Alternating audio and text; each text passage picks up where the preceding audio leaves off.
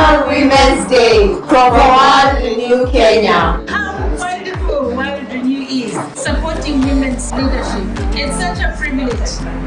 Go World Renew, go Women's Day. We thank God for the women.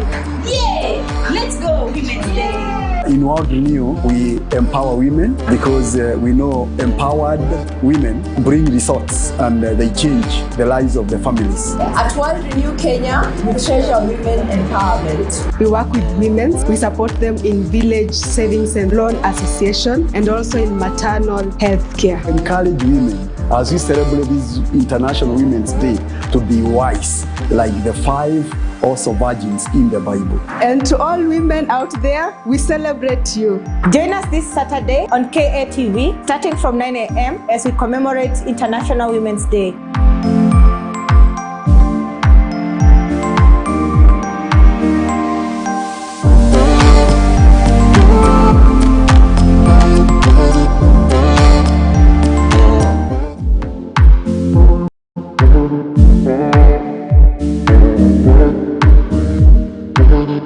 Labda tu kwa haraka tu nikuulize, wewe unasherehekea kibinafsi nini kuhusu akina mama? Kwanza kabisa ningependa kumsherehekea mamangu mzazi aliyeaga hapo nyuma. Namshukuru kwa kunilea na kunifikisha mahali aliniachia. Japo changamoto za maisha zimekuwa, lakini nashukuru kwa kuwa yeye alikuwa hapo mbeleni na akanifanya nikawa.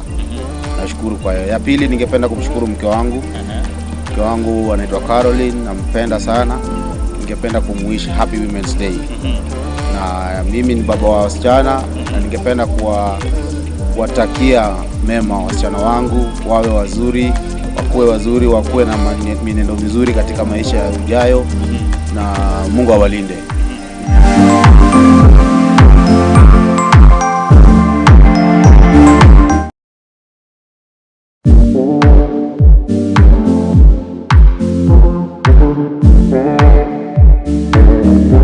Happy International Women's Day to all the women out there. I identify my mom. She has been there for me through thick and thin. It's sad that we are only 2 in our family. So I just want to let her know that I love her. And may God bless her in every way, everything that she does here. I can tell all the women that struggles are real. So we got to focus on what we want to do in life here. Thank you. Have a nice International Women's Day. Thank you.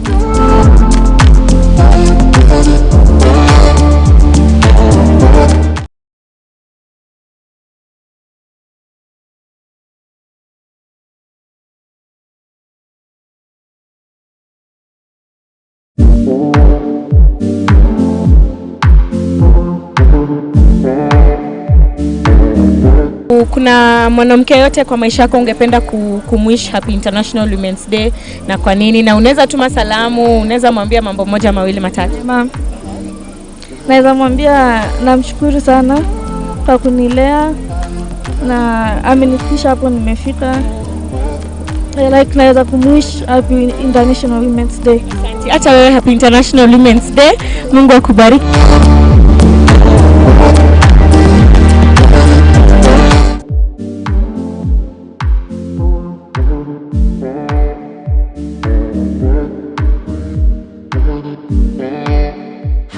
International Women's Day from World Renew Kenya. How wonderful World Renew is, supporting women's leadership. It's such a privilege. Go World Renew, go Women's Day. We thank God for the women. Yay! Let's go Women's Day. In World Renew, we empower women because we know empowered women bring results and they change the lives of the families. At World Renew Kenya, we treasure women empowerment. We work with women. We support them in village savings and loan association and also in maternal health care. Encourage women as we celebrate this International Women's Day to be wise, like the 5 also virgins in the Bible. And to all women out there, we celebrate you. Join us this Saturday on KATV starting from 9 a.m. as we commemorate International Women's Day.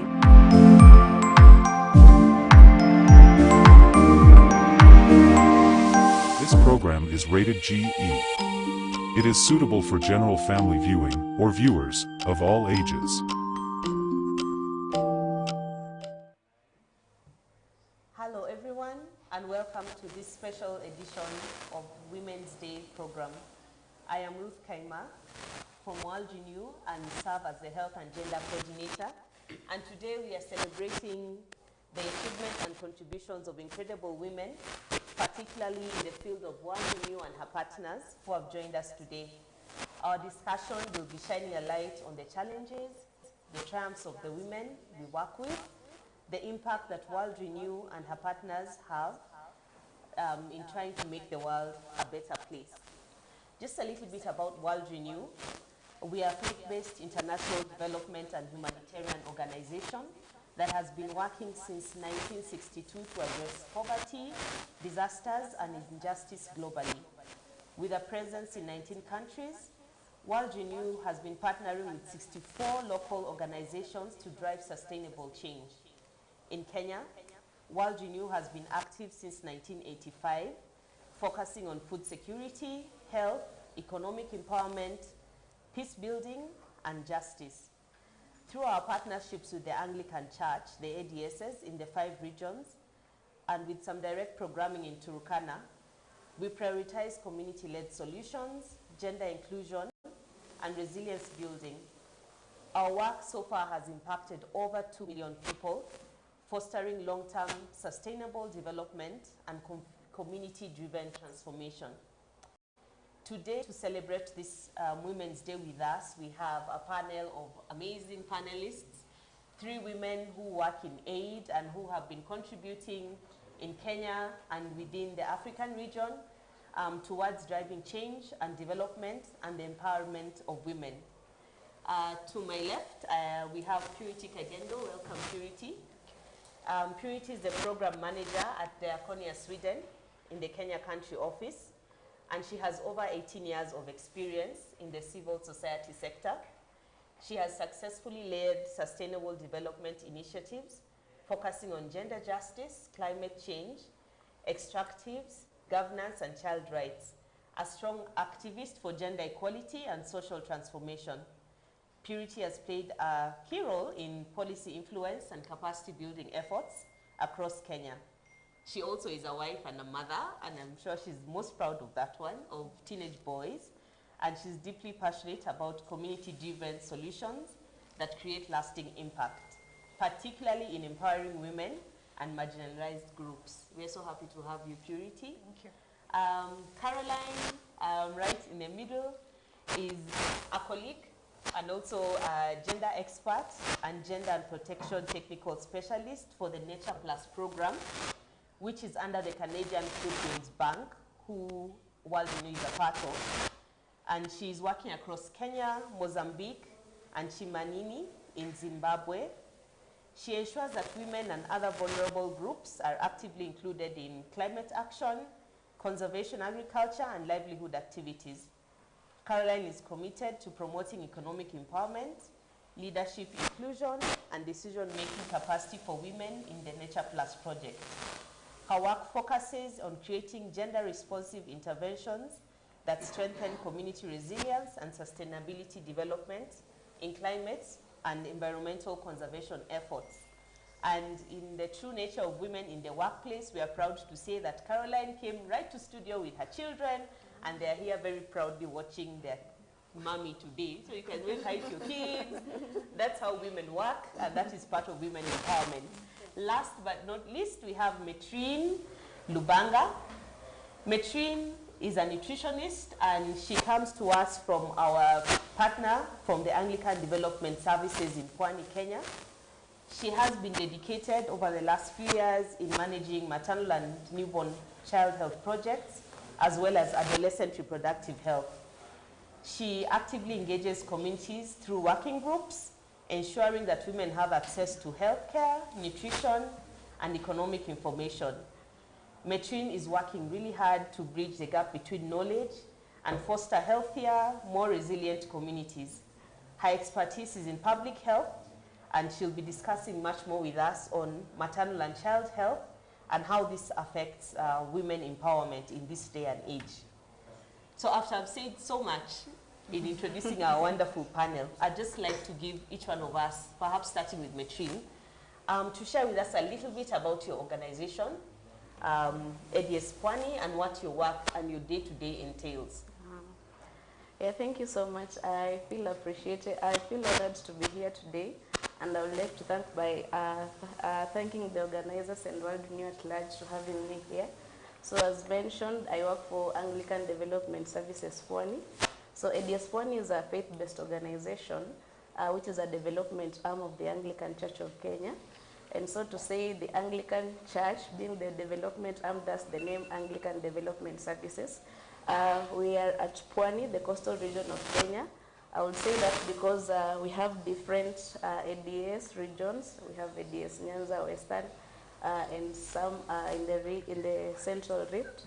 But so at ADS Pwani, we do development programs, interventions within the communities, and we envision to be a lead change in the coastal region, empowering God's people towards resilient, godly and dignified lives. And our mission as an organization is to promote collaborative, impartial, and integral development of coastal communities to achieve self-sustainability in witness of Christ. The core values for our organization revolves on being holistic, having compassion, gender equity as one of the reasons as to why we are seated here today, stewardship of God's resources, and integrity. So in our organization as ADS Pwani, in the projects that we get to implement, we revolve around 4 thematic areas, that is food security and livelihoods. We have health as another thematic area. We also have institutional building and institutional strengthening and capacity building, and also health as another thematic area.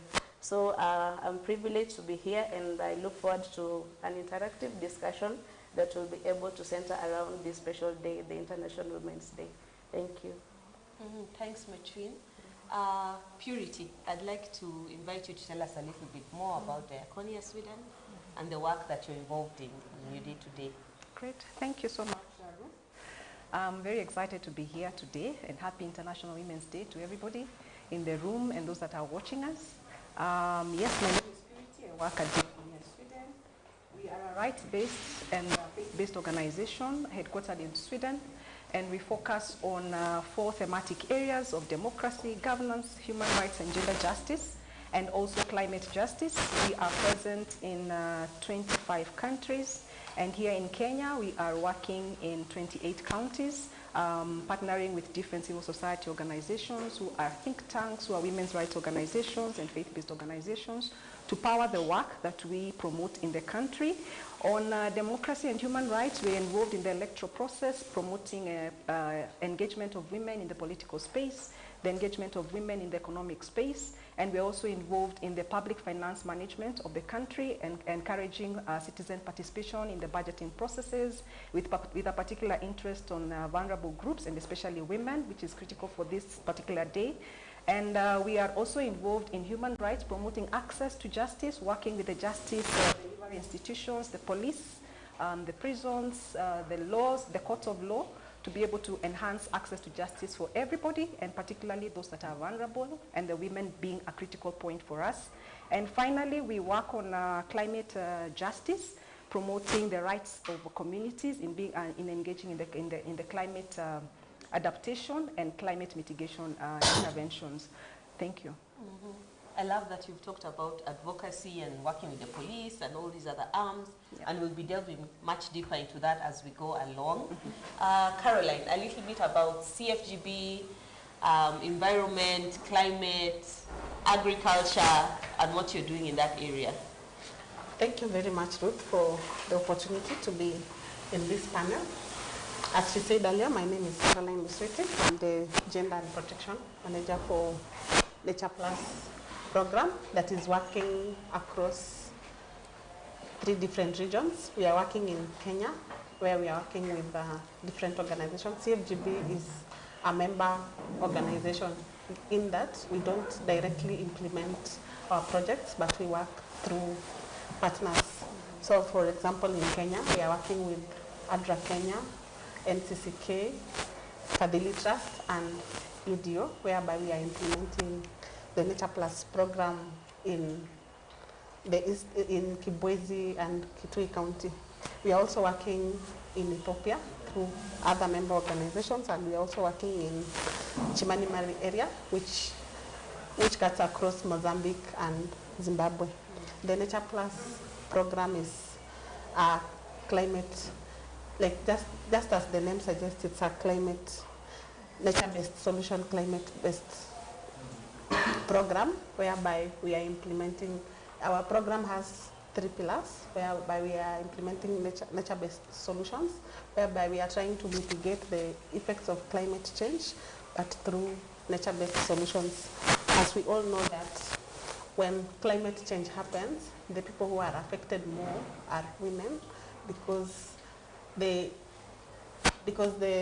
the distance, when they are going to like fetch water, the distance is further than it usually is, and they can't even find firewood, they can't even find food for their families. So the burden of climate change is more on the women. So that is why the number 1 pillar for our program is nature-based solutions.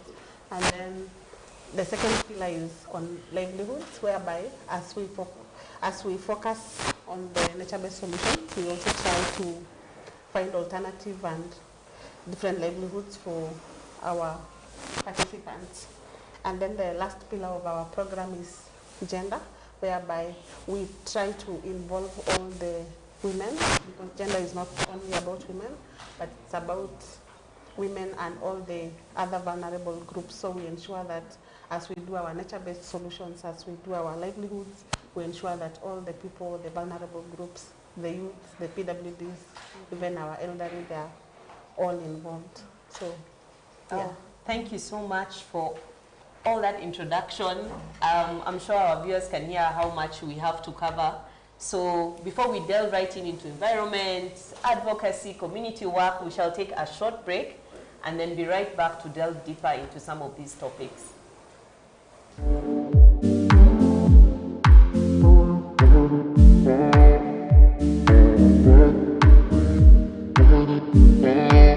Happy International Women's Day from World Renew Kenya. How wonderful World Renew is, supporting women's leadership. It's such a privilege. Go World Renew, go Women's Day. We thank God for the women. Yay! Let's go Women's Day. In World Renew, we empower women because we know empowered women bring results and they change the lives of the families. At World Renew Kenya, we treasure women empowerment. We work with women. We support them in village savings and loan association and also in maternal health care. Encourage women as we celebrate this International Women's Day to be wise, like the 5 also virgins in the Bible. And to all women out there, we celebrate you. Join us this Saturday on KATV, starting from 9 a.m. as we commemorate International Women's Day.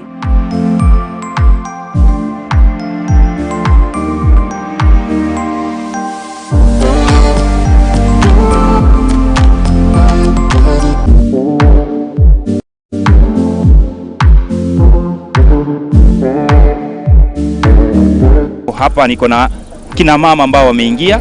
Mambo poa sana. Labda kwa majina ni nani? Mimi naitwa Lucindi Inda. Naona pia uko na mwenzako hapa. Anaogopa kamera lakini karibia tu. Anaogopa kamera. Labda Lucy, tukienda tu kwa upesi, wewe kibinafsi mambo na Women's Day unaipata vipi? Mimi mambo na Women's Day naipata mzuri. Juu sisi kama wanamama tunajikaza sana kutafuta customer hapa, tuone tupeleke kwa saluni zetu tushuke. So wewe una celebrate, kwa nini celebrate Women's Day kwanza? Women's Day mimi na celebrate juu mimi ni mama kwanza. Mimi ni mama watoto 4 na mimi ni mama. Yeah. Na wewe kibinafsi una celebrate nani, labda ukiulizwa kuna mwanamke ambaye una celebrate pale nje? Mimi na celebrate mamangu. Yeah. Una ujumbe gani kuambia mamako akiwatch? Nampenda, yeye ni shujaa kwa kunizaa. Yeah.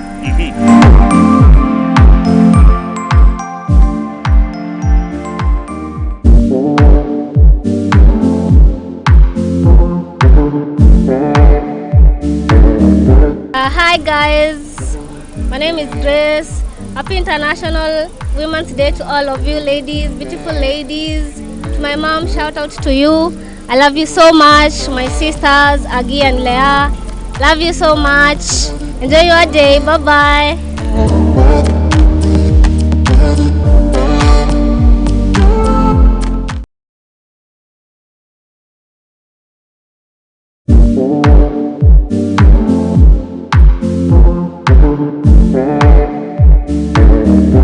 Mambo.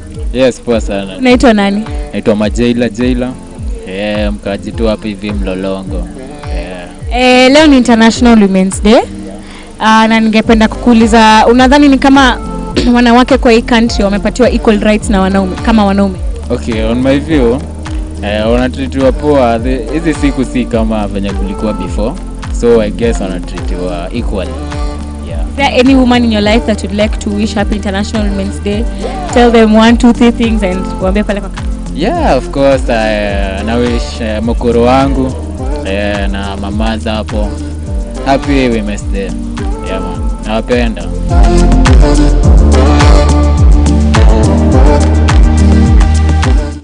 Hi, welcome back after that short break. We were just discussing here amongst ourselves and thinking about all the years of experience and the different sectors that we have been in.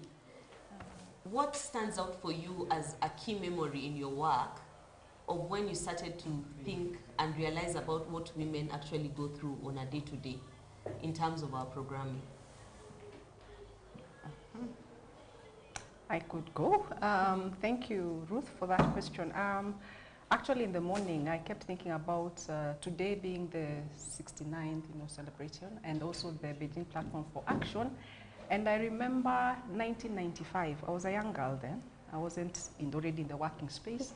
But I remember hearing, just finishing high school and hearing big names, of the Nyiva Mwendwa, the Honorable Ngilu. They had just come from the Beijing Platform of Action. And in as much as I didn't understand, there was a desire, to, these luminaries who have gone into this place. Of course, the reception wasn't quite nice. I mean, in terms of what how it was received, the agenda that they had, it felt like it's an agenda against the men, and there was all this narrative, in the society. But that reminds me, even as I come here and thinking, 30 years down the line, seeing the kind of progress that we have made in the country, and desiring that as a woman to be part of that change.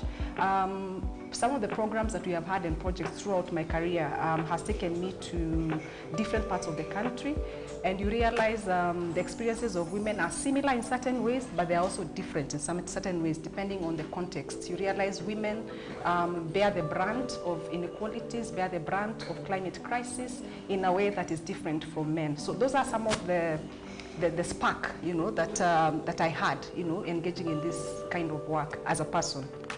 Yeah. It's interesting you mentioned that. I was in primary school when our teachers came back and told us, we went to Beijing. And they kept telling us, girls, we have to step up now. We went to Beijing. Yeah. Any critical memory for you, Caroline? Mine is what economic empowerment can do to women. Because I remember throughout my work, I've been working with different vulnerable groups.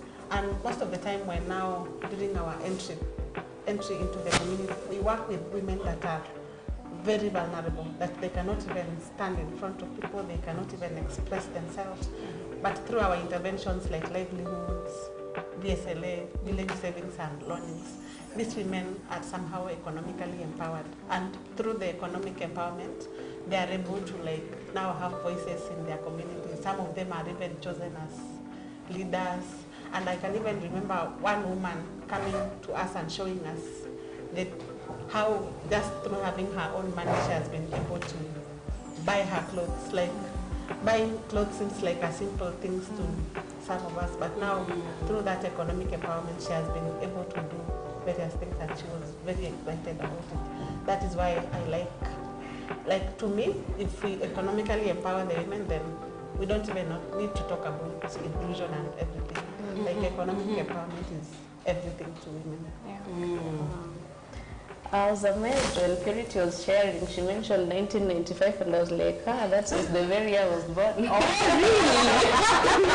really? So I'm like, hey, there is a journey that I'm supposed to walk. Okay.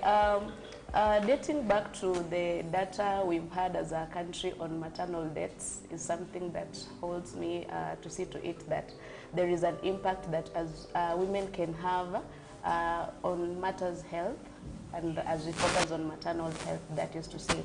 And with this, my passion is to see to it that there is that quality health care that women are able to get. You can imagine somebody, a woman conceiving, and then at the end of the day, she's not able to carry that baby on her hands, that bundle of joy. It's something that moves me to see to it that I have that passion to be able to inspire women to have quality knowledge on what they need to have as it pertains maternal health care. Yeah, thank you. I like that you brought in the health part, and that's a huge passion for me. Because I remember when I just started working and I wouldn't understand why a woman would be on the ward needing a cesarean section, or I'd witness women who the child needs, and child under 5 years old needs an intervention, and women are saying, oh, I still have to wait for my husband to come and make the decision, or I have to wait for my in-laws. And that really took me aback, especially coming from a household where I must say, my father allowed us to make decisions. And for me it was wild, like how can a woman still be waiting to make a critical decision about a child she has born, or a child that she has within her that needs to be gotten out through intervention, and we're still waiting for decisions. To think that there are women in this day and age who are excited about being able to have the autonomy to buy a dress. I think that is very sobering. And I just want us to now narrow down to the actions we have taken as projects, or as project workers, or women in aid. What would you say has been some of the critical interventions that you have done or witnessed that have made a huge difference in empowering women, especially in the area of decision making? And if you could, Metrine, touch on issues like reproductive health rights, and for those of us in climate, and especially in the advocacy space, Purity, and working with external actors like the police, what are some of those interventions that have opened up the space for the women that you work with? Yeah, I'll go. So for ADS Pwani as an organization, having implemented the maternal and newborn child health project in one of the communities, I think this is the best discussion that I would love to be part of. And looking at the aspect of decision making, just as you mentioned, there is that which comes into maybe a woman in the aspect of health. And when they want to make decisions within themselves, it becomes difficult for them, because we understand that in the Kenyan culture and the community at large, the men have got men are the sole decision makers in the families.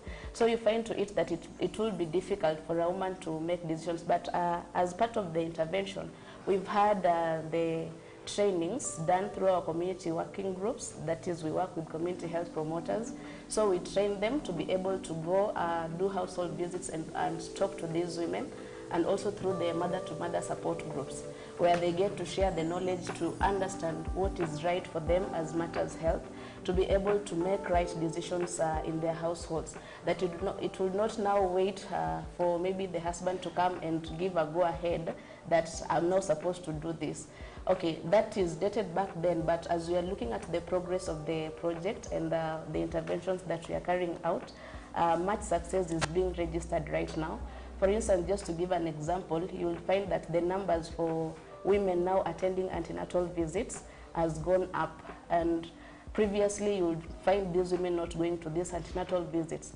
So previously we were talking even of at least 4+ visits, but right now I'm happy we are registering 8+.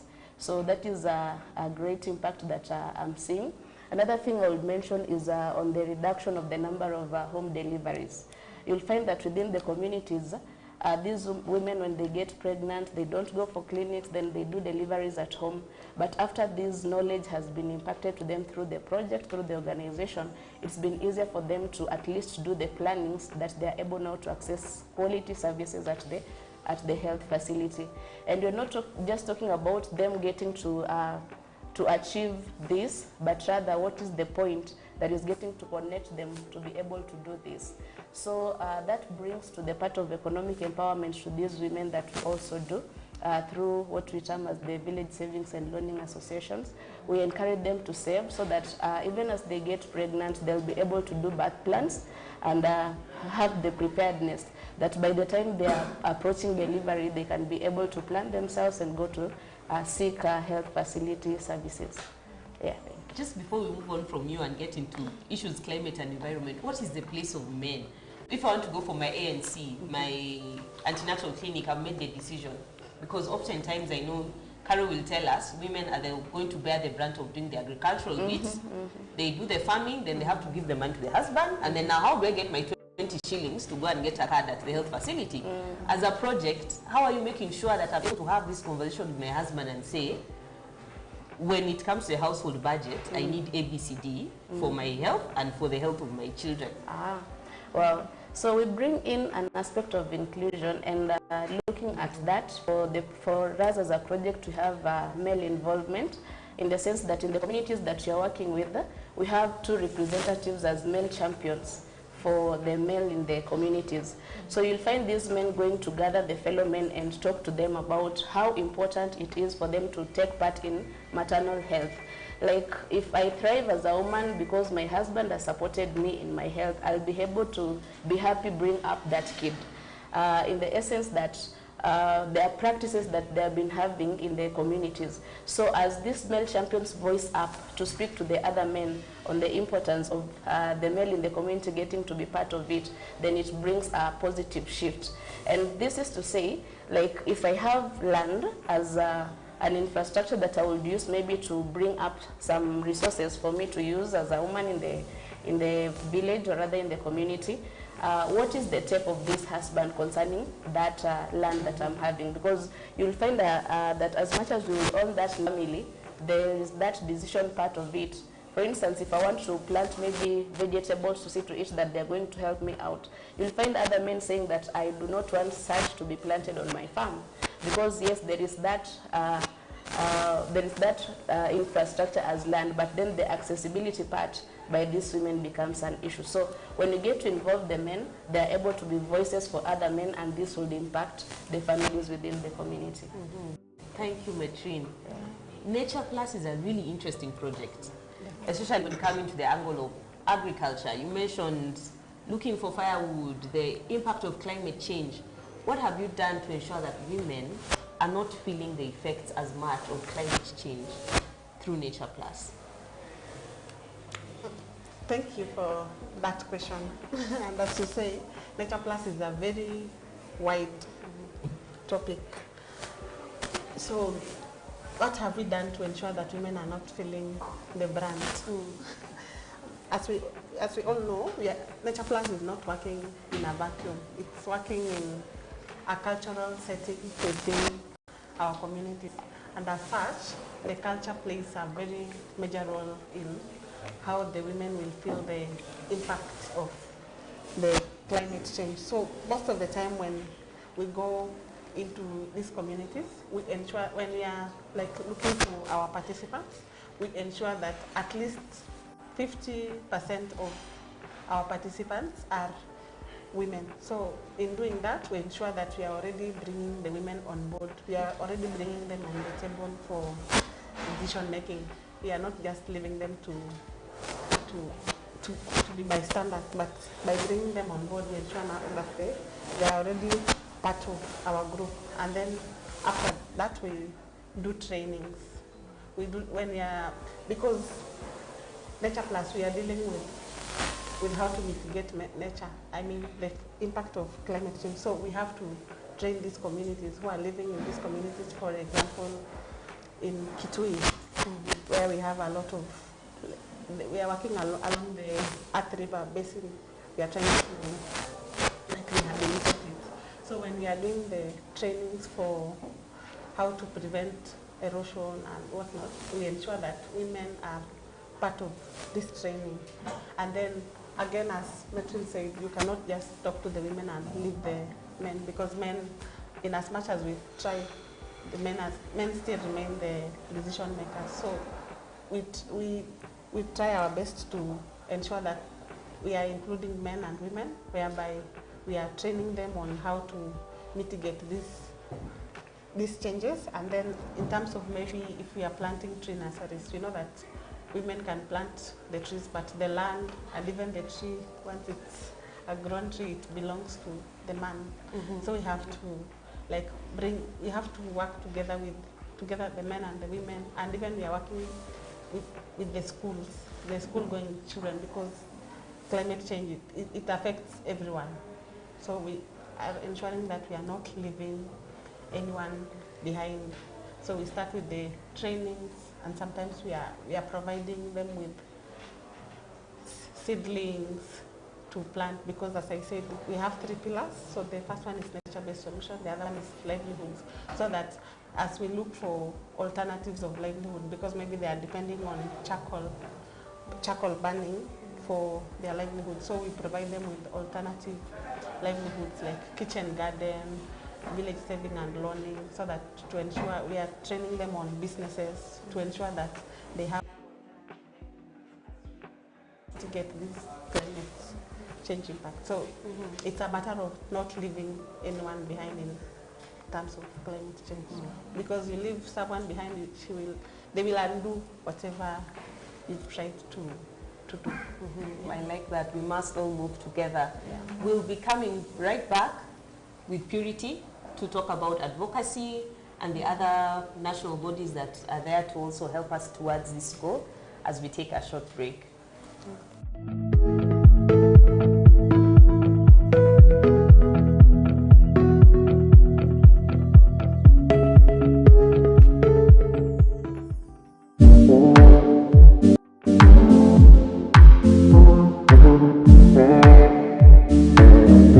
Happy International Women's Day kwa warembo wote bila kwa specific.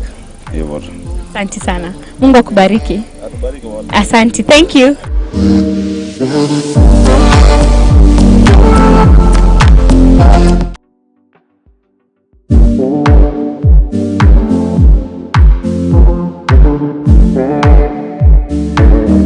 I'm Daisy. Labda Daisy, tukiulize tu mambo na International Women's Day, wewe kibinafsi unaifahamu?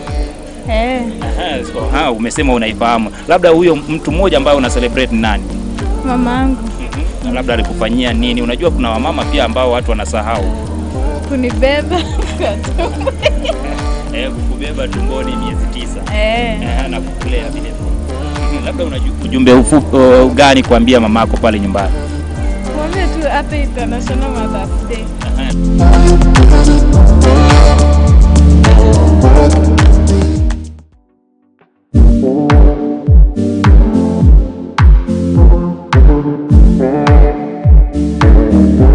Hivi wewe unajua Women's Day? Ndio. Una celebrate labda nani? Mamangu na dadangu, Beatrice na Gladys. Labda unalipi kwa nini ucelebrate hao watu ambao umewataja? Sababu wamekuwa kunisupport entirely in my life through many challenges. Of course life zinakuwa na challenges, so they've been there for me. Yeah.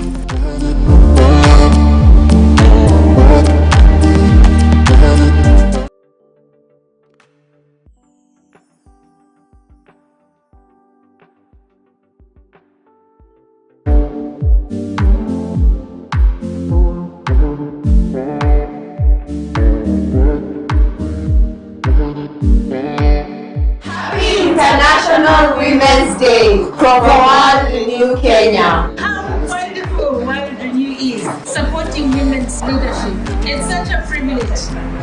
Go World Renew, go Women's Day. We thank God for the women. Yay! Let's go Women's Day.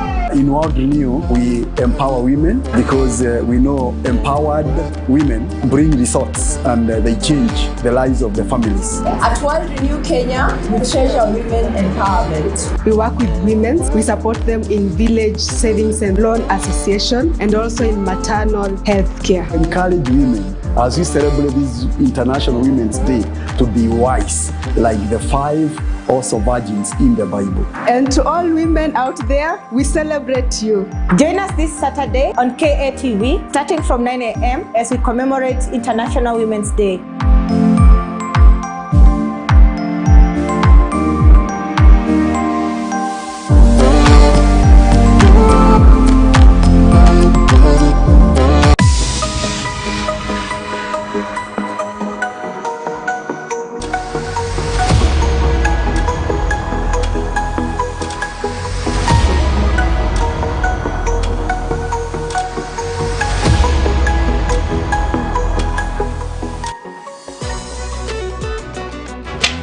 Ladies, life today is full of sweet moments and deep struggle. How do we as Christian ladies, like Sisima girls or Christ, navigate it all? Faith, relationships, careers, businesses, finances. Sometimes it can be a bit too much, a bit of a balancing act. And let us face it, guys, staying strong in the faith is never the easiest thing to do. And that's why we are here, to talk, to learn, to grow together. No judgment, no filters, just real talk over a cup of faith.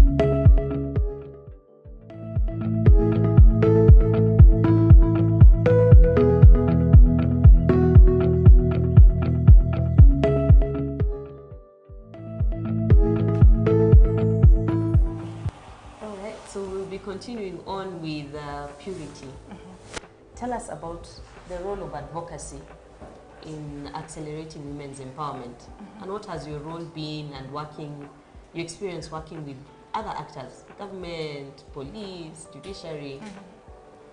Great, thanks Ruth for that.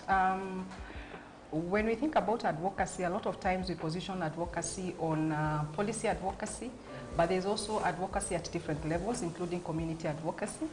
I'll talk about briefly about the policy advocacy, because when you look at the participation of women in legislation and policy processes, we are talking about here decisions about the body. Now, we have not even gotten to the point of decisions about outside the body, for women. Policy is extremely important. I think one of the achievements we've had as a country is positioning the women's agenda and the gender agenda in the constitution of the country. And Diakonia and the partners, we were actively involved in that process of positioning the gender components within the constitution, the highest law of the land. And from there, you have an opportunity now to have laws and policies that then begin to respect women, begin to appreciate the role of women in different places. So policy is very critical, because then if the issues and the perspectives of women are not included in the policies, then it's difficult to actualize them on the ground. I think the fact that we have had various laws that now acknowledge certain vices that are against women, for instance, the gender-based violence, we have the Sexual Offences Act, all those policies allow us, when we come to the ground, to be able to say that this kind of practice for a woman is not right, and also it is against the law. You have somewhere to hinge your argument, you have somewhere to hinge the interventions that we are working with. And maybe just to say that the process is, we have to challenge some of the patriarchal norms and practices that we hold as a society. The law can be there. For instance, we have the FGM Act of 2011, I think. It was it's an act that was there very long ago. But even to date, there are women and girls who are still going there through the FGM as a practice, a retrogressive practice. Meaning there is what you secure in the law, which is fantastic, and continue engaging in that process. But there's a lot more work that happens in the norms and culture and practices of the human beings, or the societies where we live, because we also live in those societies, to be able to actualize human rights for the women. So we have engaged in promoting gender perspectives and engendering laws and policies. I will talk about one, like within the mining sector. In 2016 we have had regulations that we have been involved in that have incorporated women's perspectives in the mining sector. I remember one example, Ruth, if you would, where as a result of the women who are engaging in artisanal mining, they were not aware about the law and the provisions of the law that allowed them. And so you'd have the men are the ones who go and get the gold mine, go to the shaft, and the women are out here, and wakifika mugao ya pesa, of course you are not considered very strongly, you know, and also not knowing that the law provides that you can actually be able to go and do artisanal mining on your own. That is just one of the examples. So introducing or engaging the women to first understand there's a law, and if there is a legal process going on, also incorporating their views in the whole process allows their needs to be met and for them to be able to actualize their rights. So we have been involved in that whole process. When you think about the prisons and the police work, again, in terms of establishment of gender desks and child protection units, you realize there's a lot of work. There is the law that says that that should be there. You know, when the country talks about strides that we have made in gender-based violence, those are some of the things we're talking about, that now we have trained police officers, we have established gender desks and child protection units, but there are people who need to use those facilities. So having the women understanding that they can be able to go to those places, that is as a result of the advocacy processes that you have had, and they can be able to be attended and access justice in those places. So those are some of the areas that we have been involved in as an organization. With success, but also there are challenges, and I'm sure we'll be talking about the challenges as we go along. Yeah, definitely there are challenges, and I'm thinking from what you have said, we have policies, we have agreements all the way up from the UN bodies, all the way down into our constitution, and I'd like to put Petrine on the spot here a little bit. When it comes to the implementation, we're working very closely with women. What are you seeing on the field when it actually comes to women and adolescents approaching these gender desks at the police station, attending clinic when they have injuries because of gender-based violence? What has been your experience in the community and taking this up? I know you also have done some education on the law to the community. How has show us how it's flowing down all the way from all those policies up there. Now, what does it look like on the ground? Are we doing well? Yeah, I will start by saying we are not doing well, and maybe picking from what Purity shared is as much as there is advocacy and as much as we are looking at a bigger picture where these human rights will be picked up by people and having justice prevail, it's not working. I would confidently say that. The reason is we had the norms that were within the communities, and let's just say even as the trainings were happening to the community health promoters and getting to have these community members understand that they have their rights. At some point, it just comes up in the sense that there is these people in the community which gets to say that we want to solve amicably within the families, as in we want to protect the family name, you see. For instance, if a perpetrator maybe is an uncle and maybe the case now wants to come up, they will start by saying, no, this we want to solve it amicably within the family, and so it doesn't go up. It tailors me back to a center where you see if maybe a teacher, because there is that position in the community, a teacher is respected, and so they get to look at him as somebody who is above the law. So if a teacher is the one who has done the perpetration, then he's not taken to any other films to see to it that justice has prevailed to the one that has been that justice has not been done to him or her.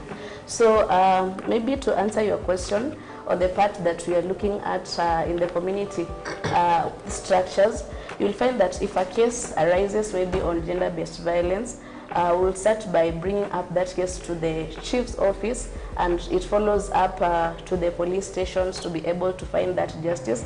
But again, I said it does not work, because at the end of the day, when you get to follow up that case, you will find the people have gone back to the community, and they tell you we finished it up as a family. So it becomes so difficult. Wow, yeah. The line between justice and family. But Caroline, when you talk about labor, and as a woman I have farmed, I have protected the forest, I have done whatever, and now as Purity also mentioned, it's time for the payments or money to be split between those of us who have done the work. If I as a woman am feeling I'm not getting my rights, where can I go? Do you feel have you seen like their systems and these policies, have you seen them in action in the field of climate change and agriculture? Thank you for that question. Like, sincerely speaking, like, maybe even the cases of gender-based violence, there is somewhere you can go. But the cases of economic violence on women, there's literally nowhere to go because you will do the labor, you will do everything, but even the person who is coming to pay you will ask, will be negotiating for whatever you are selling with your husband. He will not even be negotiating with you. And then now, once your husband or your spouse gets the money, it's upon him to give you whatever he or she feels. So you'll find that it's sometimes even during harvesting time or during like the selling season, even the cases of gender-based violence usually go up because there are a lot of conflicts within the family because it's this one who did the labor and it's another person who is receiving the money. And it's not even only the case of harvesting, even at times of share outs in the village savings and loanings. You find that during the time of share outs, the number of gender-based violence cases goes up because the men know that it is like in December, you can even find it on social media, people joking about it, that since it's December, it's time for share out, you need to treat your wives very well because they have money. The money from the chama should be coming in any minute. Yes, and that is why even some of our VSLS, they don't do the share outs in December. The share out time is very anonymous, just to avoid such type of conflicts. So I feel like for the other cases of gender-based violence, it's easier to report, but for the economic violence, it's very hard. A woman has to negotiate again and beg for her to be given a share, and that is why at CFGB we train a lot on women leadership, decision making, inclusion, and also we try talking to men so that they can see the benefits. And they can see the benefit of including women in not only in decision making, not only in other things, but also in the income of the household, because there's nowhere you can go to report about economic violence. So what I'm hearing is that we are not up in arms and saying it's a fight against men versus women, but it's about us coming to the table and talking about how we're making the decisions, how we're sharing out the resources that we have. Yes. And I think it's not so far-fetched from whether educated or uneducated, but even as people of faith, I think there's the notion of the good wife comes and surrenders her payslip to her husband and says, "Sir, what do we do?" Which is not a bad thing, perhaps, but we are saying, how do we make the decision together? Yes. So now I just want to segue into thinking about now, if there are all these challenges and gaps that we are still facing, in your opinion, what do women still need? And what do we still need to do in order for women's empowerment to be accelerated? If you are given a blank slate, what do we still need to do? Thank you, Ruth. And I know you said that we need to sit and negotiate. Sometimes when you think about human rights, haki haipeanwi, inadaiwa. There's that haki haipeanwi means a right is not given. You claim it. Yeah, and I think it's time also, and I know there are all those engagements within our programming where we need to focus on the women's capacity and capabilities to claim their rights. Because when you talk about, there are issues to do with access and control, of productive assets, you are in communities where women can only own chicken. Yes. You get, she cannot own, or if she owns a goat, it's probably the goat that had some linkage to her dowry, and cows, she cannot own a cow, she cannot own a camel. Now, if you're talking about economic inclusion, already you're excluding. How many chicken do you have to sell for you to make $1 million? And how many cows do you need to sell now that you cannot own a cow? It's the men who are owning a cow. I think there's a level of us being bold enough to challenge some of these patriarchal norms and practices that continue to leave women in a place of disempowerment. Because then, and even within our programs sometimes, because we'll come with climate change adaptation programs, and we want to reinforce the same cultural norms, you know, because women are allowed to own chicken, therefore our climate change adaptation project is about chicken. And we celebrate the chicken. It's a good thing, but then we are not addressing the structural issues that are causing the women to be in that situation. So I think we need, there's a bit of fighting in a nice way, that we need to be able to have the women have the capacity, have the knowledge and the skills to be able to claim their rights within the household and also in the community. They are strong. So that quadrant of capacity, capability, building the agency of women so they can speak their mind at home and also within the communities. And also engaging with the men, you know, because again, it's a power issue, you know, being able to see, you know, the need and the value that women bring on board in this kind of context. So I just felt I needed to bring that so that it's not just sliding into some niceties. Because where we have come from, especially in the women's rights movement, it has not been nice. It has not been easy. For us to be able to get our position in the Constitution, it was not easy, you know. And now the laws, and even now there is still fighting. I mean, you've seen the femicide issue happening in the country, and now saying, oh, we need a law. Of course, there's already a law that can prosecute. However, we still need to be able to say, okay, umeshika, have you arrested? You know, where are they? You know, that is not an easy negotiation, nice table, nice talking. We need to be able to confront and challenge some of these practices that we see across board, and it's across all sectors. It's not just within specific sectors. So now I've forgotten your question. No, you actually answered it, because what I'm hearing is that one of the things we still need is to actually learn to fight. Yes. And that sometimes it's not a nice negotiation. And that we need to actually learn to be able to empower women to push back. Yes, and I maybe just to add as well on the laws and policies, because I think we are all saying that the laws and policies exist, but the implementation is a challenge. And sometimes implementation is a challenge because there is no resourcing for it. You have a law that talks about you should have this establishment. For instance, let me use the gender desks just as an example. There is a law that says now we are enhancing women's rights protection, and we have this law, and part of the law and the regulations require that we should have reporting places that are secure for women. But there's no resourcing for it. A, it is not there.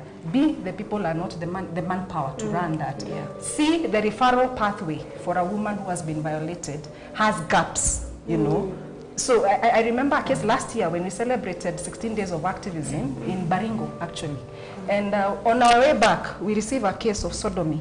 And we are saying, okay, simu report, go and report. They go to the police station, hakuna mafuta to move from point A to wherever point. So they have arrested the culprit, but the law again requires that you don't keep the culprit beyond 24 hours. So what do? You release them. So how are we enhancing? There's got to be resources to enable implementation of the laws and policies that we are agitating for. And just being aware that it is not, the law in itself is not fully the answer to the issues to do with women empowerment. There's much more. There's money that we have to put in for it to be a reality. Yeah, I like that. Resourcing. You look like you have something to say, Caroline. I'm just looking at her talking and I'm thinking it's all about our culture. And it doesn't even matter which level of civilization we are in. I think the world as it is, it's a patriarchal society. Like men, even the ladies, the ones who are saying that they need to put up a fight, they are not even, some of them are not even aware of their rights. They are not even ready to take the rights because they believe it's a man's world. So unless we change the culture around patriarchy, because even it's not only in our African cultures, even in our religion, it's the men. Like even the Bible says the women are the neck, so so wherever the head turns, so I think it's all about culture, and unless we do something about the culture, then there's no way we are going to win this fight. So that is why we have to, like I said, we have to leave no one behind, especially the men who are power holders, and also we need to be very careful to balance again. Bring men on board, but ensuring that the men are not taking over the whole process, because women know what's best for them. fighting, resourcing, culture, Beatrice, anything else you think that women need? For me, I'll agree with what they have shared, and maybe just to tailor it to the project I'm doing, would say maternal and newborn child health is not just a health issue, but maybe to say it's a human rights and gender equality issue. So looking at that, there is more need to do what we say, resourcing and advocacy still, for women to find their space to be able to stand and voice up on their own. Because it's been part of them getting to depend on what has the man said. But if at all we'll have a community where the women will stand with their voice and say this is the way we want to go, then it will be good for us. I feel like it's getting heated. Like now we have so much to say, and it seems like we've also rallied up the live audience. Thank you so much for those who are following us. We are getting your comments. James Mutuku says he's watching from Pipeline and he wants to wish his wife a happy Women's Day for always being there for their family. Oh, isn't that lovely? Yeah. Dr. Catherine says, I love the discussion and keep on pushing, ladies. She got your point, purity. Fight. We are making it. There's value that will bring on board across all platforms and sectors. Keep on advocating for women's rights. She's watching from Nakuru. Wow. We have DJ Isao, who is watching from Mulolongo. KPN Online TV team, good job team. Substone Mulei, Substone, thanks for tuning in. Substone is actually the head of finance, our finance manager at World Renew. Can you imagine? So we even have the finance guys on board. We are that noisy. Even our CD, all our team, everyone is just into, women and gender. And we are just loving that we've even brought accounts on board. So financing Substone. Evelyn Lodeni is saying Happy Women's Day. Evelyn is also very critical to some of the work that we do as our admin. We have David Kangani, Musheri. Thank you all so much for tuning in, even as we continue to discuss this interesting topic. I just want us to come a little bit to this, to the flow of reporting. I think that is one thing that has really sparked a discussion here. For those of us who are watching and those who are following, who may not be aware of what does the system in Kenya actually look like for when rights have been violated. Let's narrow it down to say gender-based violence. If something happened to me today, if something happened to my child, if something happened to a relative, what steps am I supposed to take before I get to, there's no fuel for the policeman's car, but at least what should I have at least made sure I have done in order to be able to fight? Thank you. There are many ways to look at it. If it is a defilement of a child, there is a referral pathway where, yes, there's reporting within for the police station, but also going to the health facilities. And that is where now GBV links to the health facility, where there's a forms that have to be filled, and a medical examination conducted, not just for defilement actually, for all, even assault, then the P3 is filled and all that. And then the case, if there's a presence of a gender desk or a gender officer, that is where the reporting would happen, and given an OB that then that you have reported this issue. Of course, there are those basics of if it's a rape issue or if it's a defilement issue, what you need to do. You don't wash the child, or you don't wash as a lady. It's not a very dignifying space to be, but that is how then we're able to keep the evidence, so that then when we pursue the court process, then there is evidence that is presented that this particular issue or this violation did happen. So there, at the police station, you should be received, within the desks, depending on what the nature of the police station, and then the case is picked up, and there is always support for legal aid, either, not always, is an ideal situation. There should be, depending on what kind of a police station it is, for support for the woman or the man who's violated, because also we've had gender-based violence that is meted for the other critical thing, and probably that is why I think it's Metro was talking about, we go and we decide.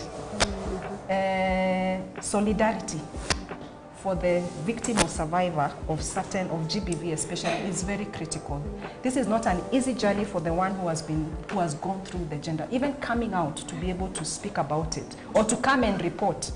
You know, if it is especially within the family, it's not an easy. You're probably standing against your uncle or your brother or your father. That's not an easy space to go. So there's need really for a lot of support, social support. And I know, like in some of the projects we have had, we have gender champions, GBV champions, who then are positioned in different villages. If it happens, of course we pray that this thing ends so that we don't have these cases. But when it happens, then they rally you to be able to go through the process even of reporting and what you need to do, and after. Because sometimes some of these cases, again, they take so long, you know. You'll find, you know, the court process has a very long list, a cost list perhaps, to be able, unafikiwa at a certain day. And places where you don't have even the law courts present, you have to go very long distances. That requires a lot of psychosocial support and also what the mental health support as well for the people who are going through GBV, to be able to, you know, to be in a space they can be able to handle their lives now and moving forward. So the whole journey is not an easy one. We need each other, and also we need us to stop normalizing it. Yeah, stop normalizing it. It's not normal. Even in communities we've had where wife beating is the norm. And I'm talking about last year where we asked a group of men in a certain region that I shall not say. And all of them lift their hands. You know, we have beat our women in the last 1 week to Memchapa, you know. So just saying that it's not normal, something needs to happen. It needs to stop, and when it happens, then there is a preferred pathway how the reporting can happen. Yeah. Thank you. As she mentioned, I just remembered a bit on the aspect of safeguarding. We have the gender champions within the community, but as they do the whistleblowing and giving information of what seems confident for them that have done that, to be able to follow up the cases for justice. It's also another issue to look at and see to it that what is their safe space even as they give this crucial information for someone to get justice. Yeah.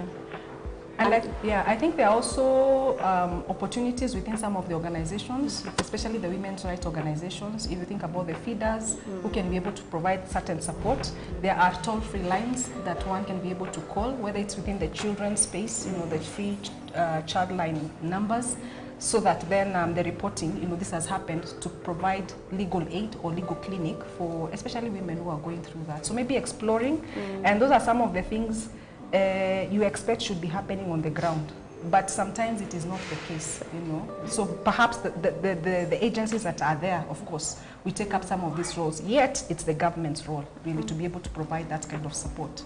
Yeah. And okay, go ahead before I ask that. I think the challenge of the referral pathway is sometimes it's the lack of coordination between the victim to the agencies that are involved. Because you might find that one agency is offering legal aid, and then they have someone they need to offer the aid to, but they don't have the means of transport to come to the organization to seek for that legal aid. And then the issue of culture again, you cannot like expose your family. So maybe someone is willing to pursue justice, but again, because of the culture, they cannot do that. So it's the lack of coordination to do that. That is the major challenge. Like there is no straight line. Yeah. Like after this you can go this, and along the way the case just disappears. Because I was working in Turkana, and World Vision was offering legal aid, but at the end of the financial year they had to reimburse back the money because no one showed up for the legal aid. Yet there were so many cases of GBV. And sometimes because of the processes, the people now, the agencies, we had like to fundraise from our own pockets to like pursue some of these cases. So it's not a straight line. It really is not a straight line. Yeah.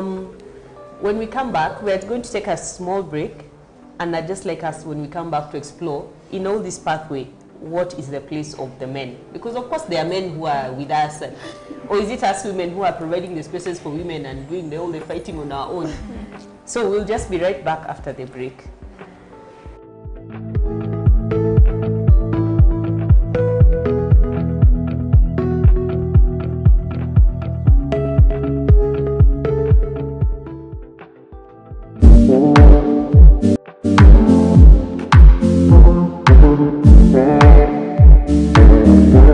habari yako? Nzuri sana. Kwa majina? Naitwa Jane Chege. Mimi ni mkaaji wa upande hii ya Kitengela. Je, ningependa identify ule mwanamke kwa maisha yako mwenye ungependa kumpongeza leo. By the way, hata before nianze, Happy International Women's Day. Amen. Utafute the woman in your life mwenye ungependa kupongeza na umtaje na umwambie mambo mawili matatu za kumhimiza. Mimi mtu naweza taja kwa Women's Day siku ya leo ni mama yangu, kwa sababu ya kunizaa na kunilea na kunitunza na kuweza kutuma nifike mahali nimefika. Kwa hivyo ninampongeza mama yangu, anaitwa Grace Wangare. Women's Day mama yangu, ninakujua wewe ukiwa shabiki wa kunilea na kutulea na kutufunza vizuri, na vile ulitufunza kulea sisi watoto wetu. Kwa hivyo naweza pongeza mama yangu, na nipongeze mama yangu wa kiroho, anaitwa Grace Darizo. Kwa hivyo tayari nimemcongratulate mahali popote alipo, ajue ni mzazi mwema wa kiroho.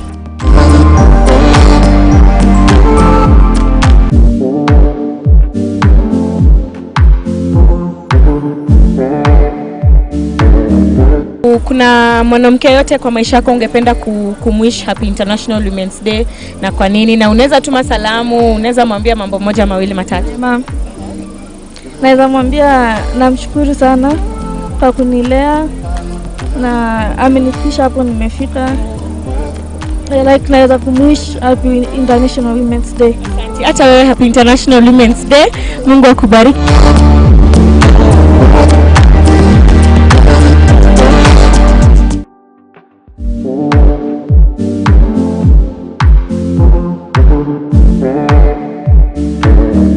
Kafika, mambo vipi bro? Mambo swale. Ukaji jamaa. Mimi niko bie. Jina? Mimi jina unaweza nitambua Madola ama Spider. Dola ama Spider. Spider wewe unajua mambo na Happy International Women's Day? Barada, mimi uko na mtu. Mimi siwezi big up mtu mmoja, mimi natambua ni mkoroa mimi. Umesema maadhi siku zote. Nasemaga maadhi Godfather. Maadhi ujuu. Una lipi la kuambia maadhi saa hizi? Maadhi mimi nasemaga hakuna sijuagi. Uongeleshe maadhi pale. Maadhi wala mwaneka mombi sijuagi nitakulipa na nini wala. Umenisomesha wala maadhi sijuagi nitakulipa na nini. Kini wewe God akuweke miaka mingi hadi kuliko ya Samson wala. Haiwezi hesabika wala. Maadhi nakutambua, saluti maadhi. Tunasema siku zote maadhi siku zombo. Siku zombo tote. Mkoro wa miamba tasa. Maadhi. Mimi nakwambia siku zombo tote. Ngumi mbweze maadhi.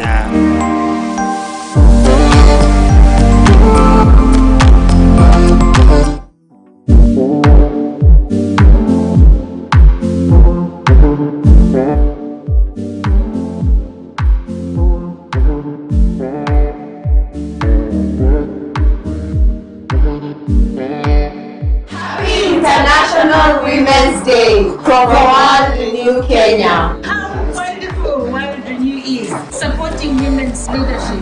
It's such a privilege. Go World Renew. Go Women's Day. We thank God for the women. Yay! Let's go Women's Day.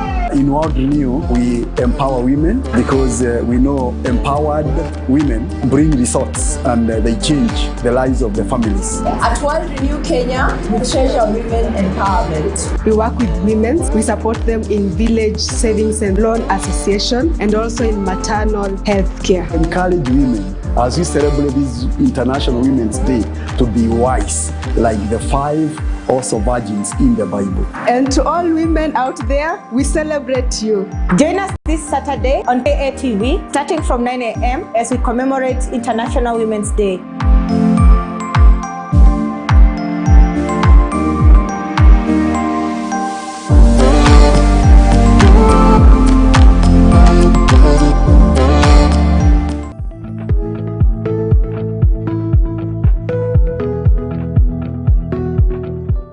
Welcome back. We'd just like to invite our audience to send in any questions, any comments that you have, and our panelists will be happy to answer as we go along.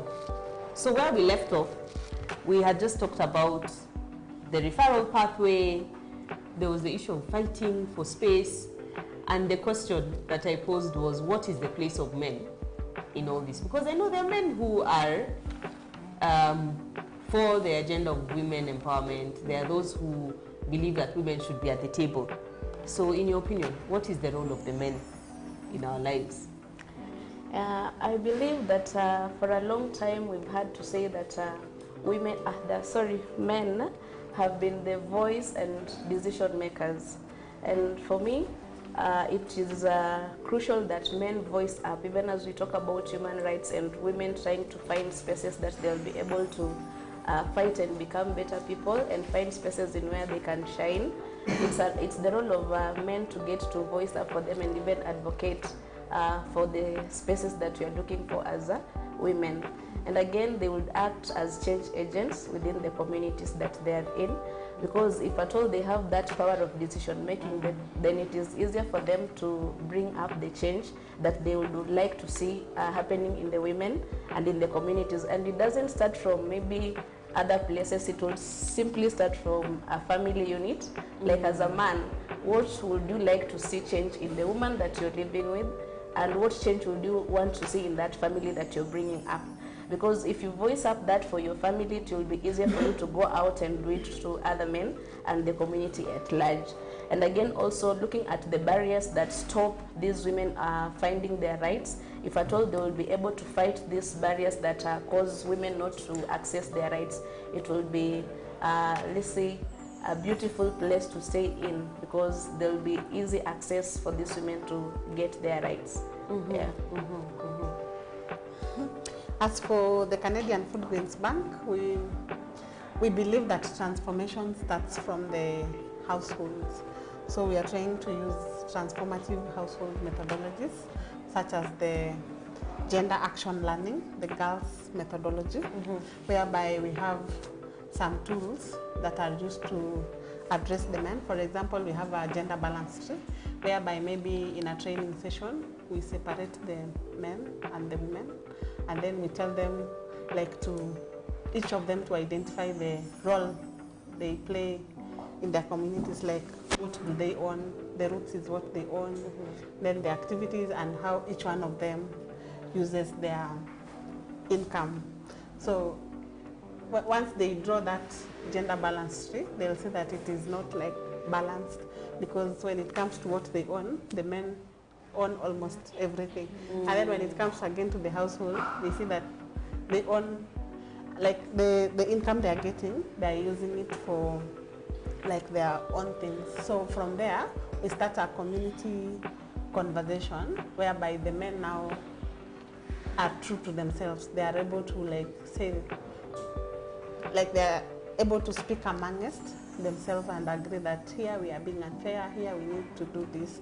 So it's from there that we start men talking to men, and then men-to-men engagement sessions where some few transformed men now act as change agents to the rest of the men. And then we also take them through transformative masculinities. You know, growing up, the issue of culture again comes up. You are told, like, as a man, you're supposed to be tough, you're not supposed to do this. If a man is seen maybe helping the wife in doing the household chores, the man is told that that is not, you are not being masculine enough. So we go through transformative masculinity training, whereby we just encourage them to use their strengths for the benefit of everyone, not to bully and boss everyone around. So we start small by getting the champions, then they act as change agents to the rest. And through that, we are getting somewhere. Yeah. So just tell us a little bit more about these transformative masculinities. What does that mean, and how does it look like? How does it work?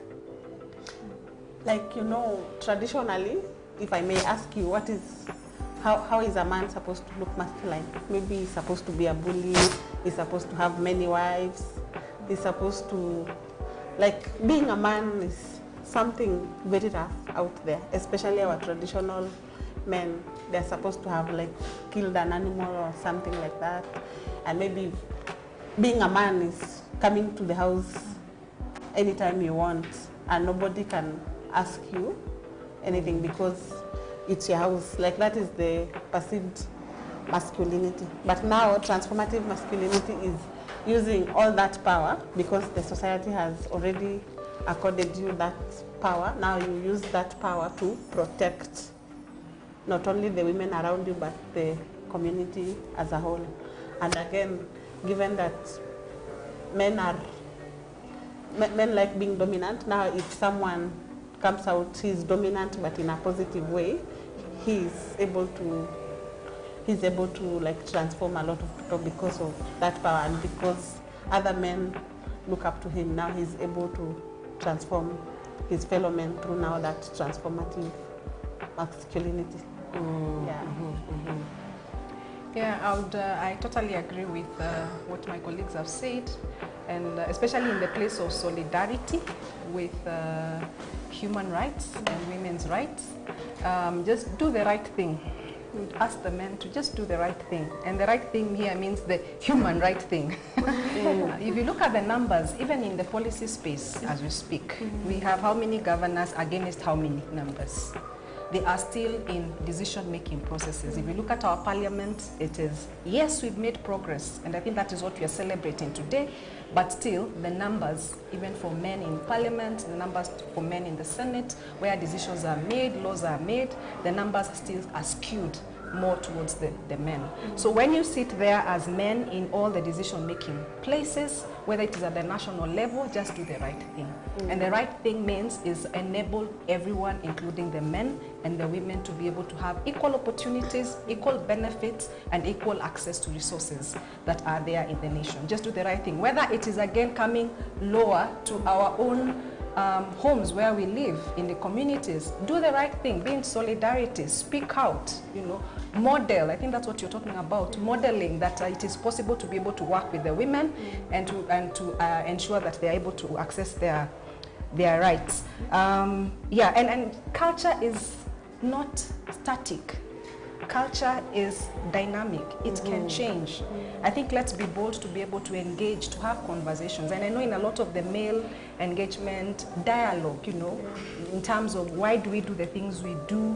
Why is it that we, behave the way we should behave? And is it right in this time and age? Is that what you want to hand over to the generations to come? And also appreciating, I know you've said fighting for our rights, but also appreciating that it's not really a fight against men. I think we are clamoring for equal opportunities as women and equal rights as women. So the men, we urge our brothers, our fathers, our husbands, just do the right thing. Do the right thing. I like you talked about culture, and that brings me to the point of faith. We are all faith, women of faith.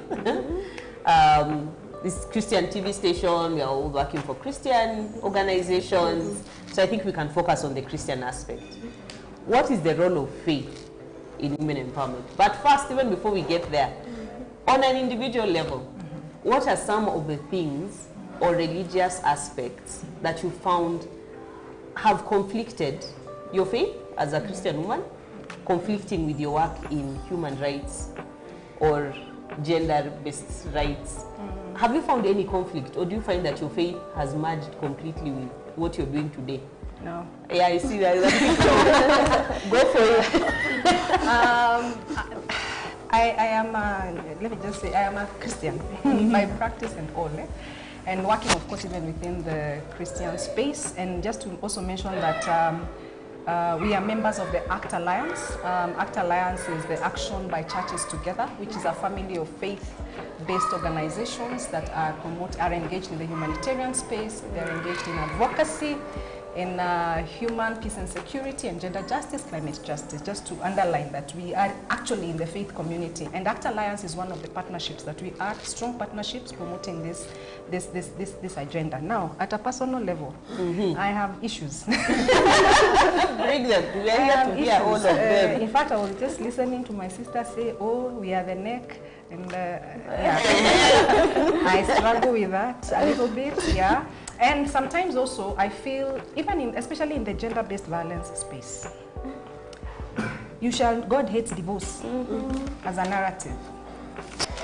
Women are battered even in the churches. But God hates divorce. You know, there's a silent agreement. There's a silent vumilia too. Vumilia slap, vumilia something else, and then vumilia, we are coming to take your body. I have a challenge with that. And I know the faith community is very, very powerful. When I think about the ACT Alliance and the convening power and the spaces that ACT Alliance and the membership does have, and also the engagements that, for instance, ACT Alliance has with the faith community, the churches, the church leaders, every single Sunday, a faith leader will stand and they have the platform to be able to preach the gospel and to be able to talk about issues affecting the society. But sometimes I feel their capacity perhaps can be strengthened in terms of appreciating gender issues to do with women's rights.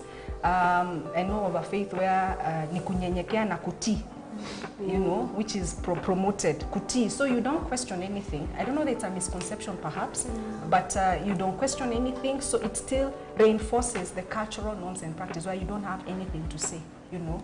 And in terms of leadership as well, I think it's just in the recent times that we are seeing that being modeled differently within the faith community, where you're now having women, you know, coming up to take up leadership positions in, you know, in the faith, in a lot of the faiths, maybe not all, but a number of them.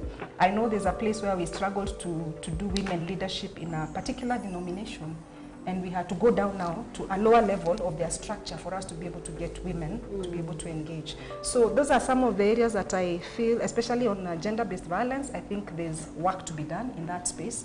In as much as God hates divorce, He doesn't want you to die either. Yeah, true. Yeah, I think we need to be able to separate that. That was personal. Yeah, I like that personal story because as World Renew, we actually have a curriculum where we talk about demystifying scripture and some of the fallacies that we have taken up. Like that one of God hates divorce. It's 3 words, but the bigger scripture says God hates divorce and He also hates a man who deals unjustly with his wife. That's the full scripture, but we like to take that part. We demystify things like the head and the neck not actually being scriptural, that there's actually no scripture that says that.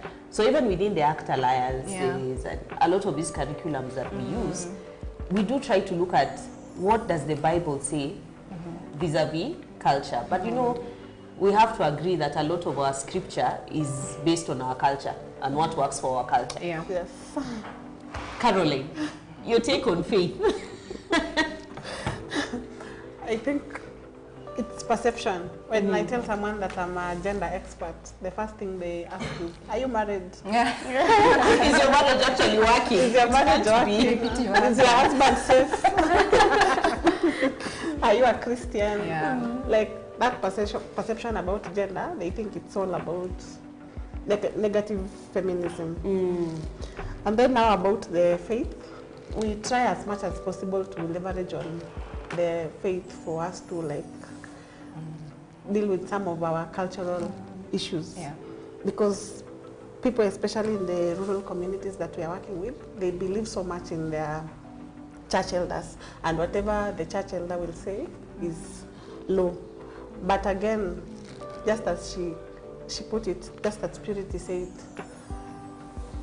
in matters of gender-based violence and the church, I think the church sometimes is not fair, because you can even, a woman is there being battered and then she's being told to pray about it, and then only like what God has joined together, no man can put asunder. Like, and that the things that are happening, some of them are happening.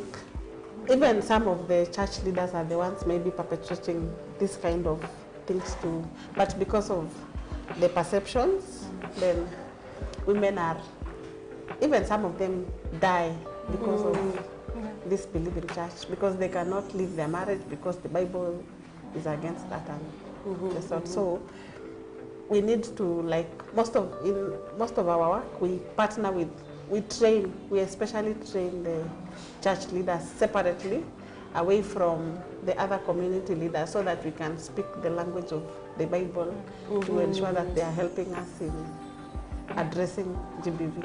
But if you mix them with the rest, then they will stick to their Bible, you stick to the world, and the world and the and the Bible cannot mix, so you have to address them separately and take them as gender champions on board. So after the training, they can be able to, since they already have the platforms, they can use the platform to address GBV issues. Yeah. I like that you mentioned the training of clergy as members of the church, and World Renew, Act Alliance, CFGB has done a lot of work in that area. And I'm sure, Metrin, you can agree with me, from the Anglican Development Services, our own Archbishop of the Anglican Church, the Right Reverend Ole Sapit, gave a very strong message on this network about gender-based violence during the 16 days of activism, and his stand and the stand of his clergy. And I'm just wondering, from the example that the Archbishop has given, the trainings that the clergy have been able to do, as ADS Pwani, what changes are you seeing within the faith structures? I would like to start with the personal view of how I would say this, because one, there is an expectation that has always been there and tailored towards looking at somebody as maybe a leader in a church, let's say a woman. There is a way in which you're expected to look like as part of maybe you are the women's leader, and somebody will view you like someone who does not go through what can be mentioned in the aspects of gender-based violence. And as she mentioned, there is that part of submission, yes, and you're like, you have to submit to whatever has come. I think that should not be the narrative. And as faith actors, we would advocate for the part to have a discussion and see if we are looking at the aspect faith, what are the views that we should be having when it comes to issues such as the gender-based violence issues. What is the expectation, you see? And there is that aspect also of forgiveness. He's your husband, forgive him, you know. So such happens, and it comes to a place where you will lose this person as a Christian, because one, maybe an act has happened to me today, and yes, I forgave. Tomorrow I forgave, and the other day I also forgave. But after some time, maybe someone will sit back and say, if this is what happens in the church, I'll continue maybe getting hurt at the essence of being a wife in this, then I better stop going to church. So you're losing that person even as a Christian.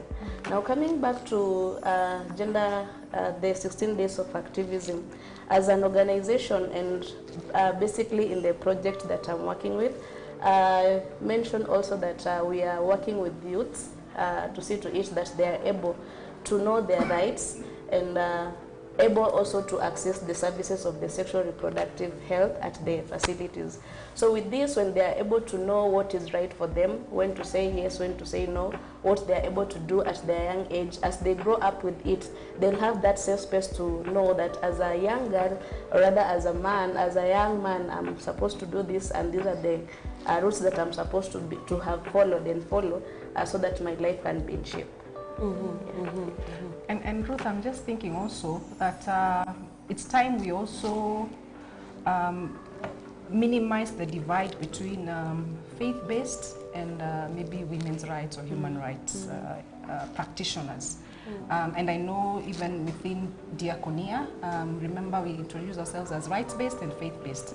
There are things that interface, there are common areas that we agree on the dignity of humanity, and then so that then all these violations are not dignifying any, whether it's a man or a woman or a child. It is not dignifying when you treat them, when you exclude them.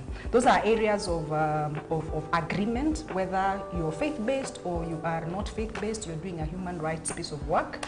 And so then looking at it, and I know within the ACT Alliance, in the gender justice, that is the thinking, being able to work with others, encourage partnerships that then minimize that kind of demystify even the narratives. We think faith-based. I remember being in a coalition where it had both faith-based and others that are not faith-based, and it was at one point very heated, you know, in terms of you are the people who propagate gender violence and kugandamiza kina mama, and the faith is thinking we have structures, there's a way we do things, but then looking at what is common What is it? Because we're working for dignity in human beings and human life.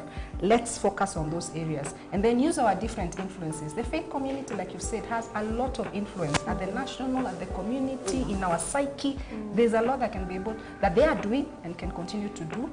Diaconia, we are soon be launching a publication that speaks to the same. How do you bridge rights-based and faith-based engagements? I think in a couple of, soon we'll be launching that publication, just trying to demystify that there are certain things that we believe together, and then there are those that we don't agree, and we move on. The issue of faith has blown up. I'm getting messages. Some agreeing, some disagreeing. So, Pastor Maureen, now the pastors have come, and I love it. I love it, the pastors. Pastor Maureen, we are hearing you from Langata, and you're saying, I love the conversation and I support women empowerment. Please talk about the issue about balancing between submission and empowerment. And where can we as women, we need to draw the line between the above, the line between activism and feminism. Submission and? The line between submission and empowerment. I think for me it will be important just to define at a personal level what is submission and what is activism, because what would mean submission to whatever the current world look like is what is not supposed to be like taken up. Yeah, you don't impose something to me and tell me to submit because I'm a woman and I'm supposed to submit. No. So it's important to define and have boundaries. What is submission? Yeah. What is submission? I think as Purity said, culture is dynamic. Culture is not static. And also submission is very relative. Like what, just as Metrin has said, what it means to submit maybe in my house is totally different from what it means in another household. So like you're supposed to, like with your spouse, I'm sure maybe even before you get married, you have that kind of conversation. Like, for me to feel respected as a man, what do you need to do? And for me to feel appreciated as a woman, what do I have to do so that you can feel so? But you cannot like do a blanket submission means ABCD. Because even in this today world where the men and women are supposed to work, you cannot maybe start saying that I can, that as a wife, as a husband, I have to be served, my clothes have to be washed by my wife for her to have submitted. You have to delegate some of these roles. So the difference between submission and empowerment is specific, context specific, and it's also personal. Yeah. I'd even invite our viewers to keep telling us what they think, what is submission, the definition. You want something, Purity? Yeah, I've been thinking about it. And the way it has been put, I think submission is, of course, let me say what submission, what I think submission is not. Submission is not oppression. Yeah, submission is not oppression. You don't say that I am not submitting because according to you, I am speaking my mind, of course respectfully. Whereas, or I am following your way, I have no say. That is not submission. That is a level of oppression. Yeah. So I think the reverse is what is submission. That I can be able to still be able to express. And I say this, by the way, you know, some people might think I am not pro-family. I'm actually married for 20 years to one man. So just to clarify. And he's safe. Yeah, and he's safe so far. Just to clarify. So then I think that's important. The fact that you are empowered. What is an empowered woman?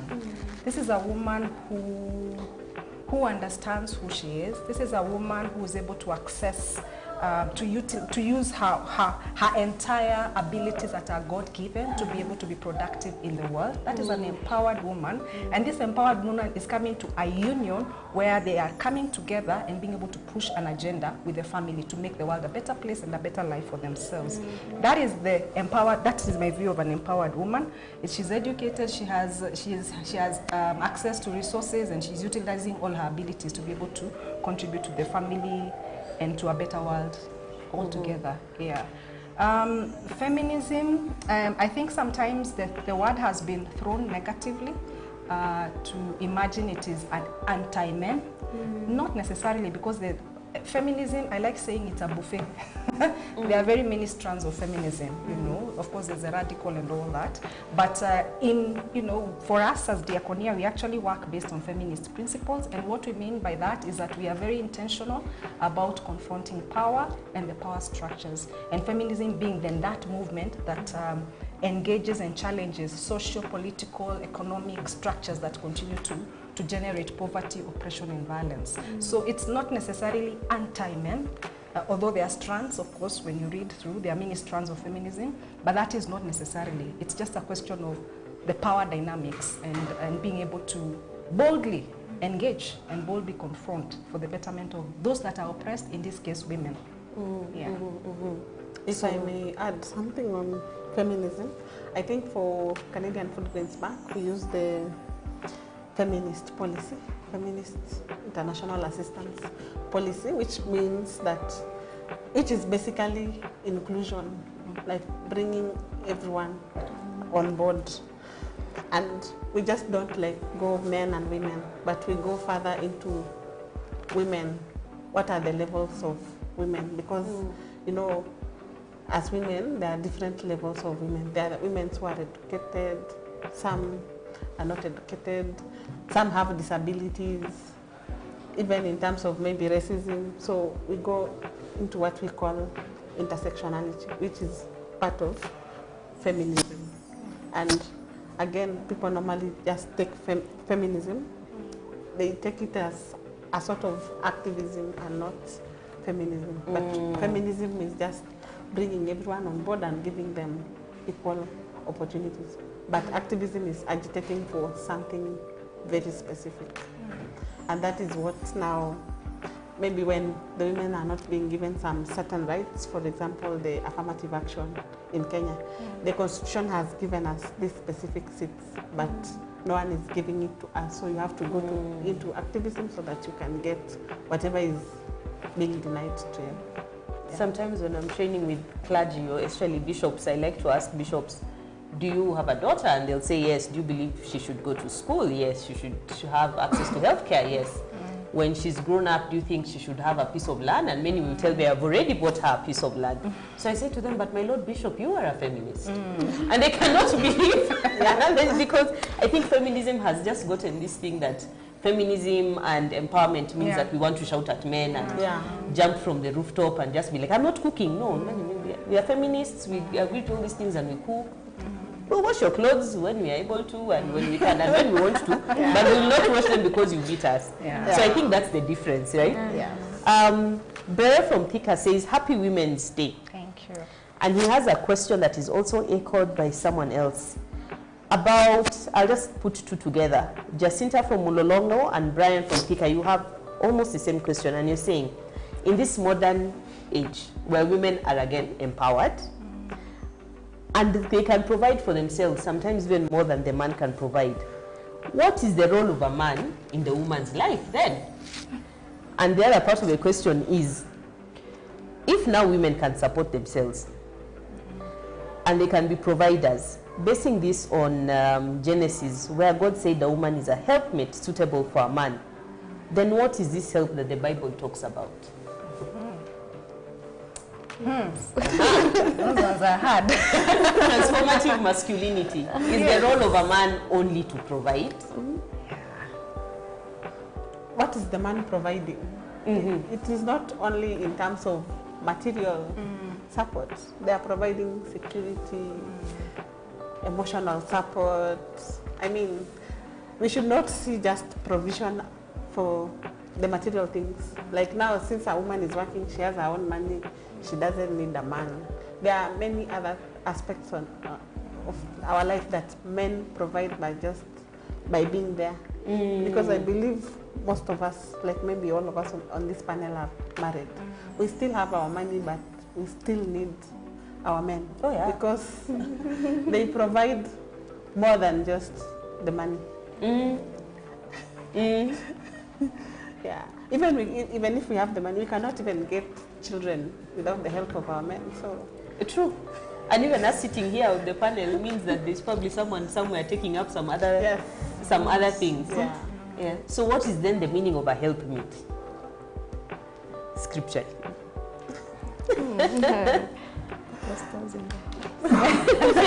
Christians in the house. A helpmate is just some, like, I will put this in the context of a house girl. A house can run without a house girl, but a house girl plays a very critical role in the day-to-day running of our household. So, as a helper, maybe as a woman, maybe by me and having some form of income, I'm able to support my husband to run some of the family projects. And by the fact that I went to school, I'm able to help my husband in terms of decision making, even in taking care of my children. I'm being a helper in as much as I have my own money, but I'm being helpful to him in ways that maybe I could not have been able to if I was not empowered. Yeah. I think I can take a stab at some of the work that we do with clergy and some of the curriculums that we use. And one of the things we talk about is the aspect of the helpmeet. The Hebrew word, I've forgotten the Hebrew word, but the Hebrew word that was used for, it's actually helpmeet, is used 3 times in the Bible. One to refer in the Garden of Eden to Eve as the helpmeet to Adam. Secondly, that same Hebrew word is used for someone who would come to a king's aid. When a king is in battle and he's losing, or he doesn't have enough force, that same word in Hebrew, of a helpmeet, is another king who comes behind him as a savior and brings reinforcement. The other third word where that word in Hebrew is used is for the Holy Spirit. So to me, when we are talking about the role of a helpmeet, it's these things that the Holy Spirit brings to us as Christians is what I think we need to model as wives as a helpmeet, to be counsel. So it's not the aspect, we now in our culture as Africans took it as head and neck, the neck being less than the head. Not necessarily, but it is for me to walk alongside this man who has a God-given mandate to take care of God's creation, to build family, and me coming alongside as when you are weak, I'm coming behind you with extra force, with extra resources, with wisdom, with comfort, with love, the things that the Holy Spirit brings to us. So in my opinion, and looking at it scripturally, that is what the helpmeet is. It does not mean that then the woman becomes less of. It's like being in a government. You're here, chairman, vice chair, we're both bringing things to the table. I don't know if you agree, but that is what we have been advocating for, especially as World Renew, that it is not one against the other. Right?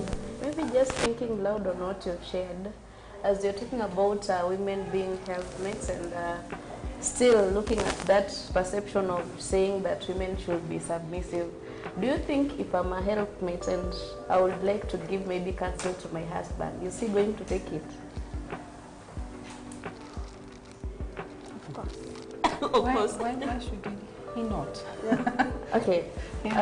Bringing it up maybe to the communities where we feel like women are vulnerable and men are above them. So I'm a woman, yes, and I come tell my husband we are supposed to be doing this, or because I've seen this, I would like us to go this way. So in this, I think there is more need for us to have that thought and say that as we work with these communities and get to help these women have spaces, it's still essential to have these men also come in board to be able to know that as decisions are being made from the households and in the families that they are leading, it's not cast to stone that it's the man who is supposed to be making decisions in the family. Yeah. And I actually think there's the moment it's an economic power issue, because I tend to think that for men it becomes a bit. It's been presented, I'm not so sure it's biblically, but the way we live in the society is that the provision is from an economic point of view, you know, where then I should have more and therefore I'm providing for my family economically, financially. I mean, sorting things from that perspective. And when the tables turn, then it becomes difficult for the men in terms of being able to see themselves still as big providers, because provision then, my playing a role of provision, I have to be at a higher place.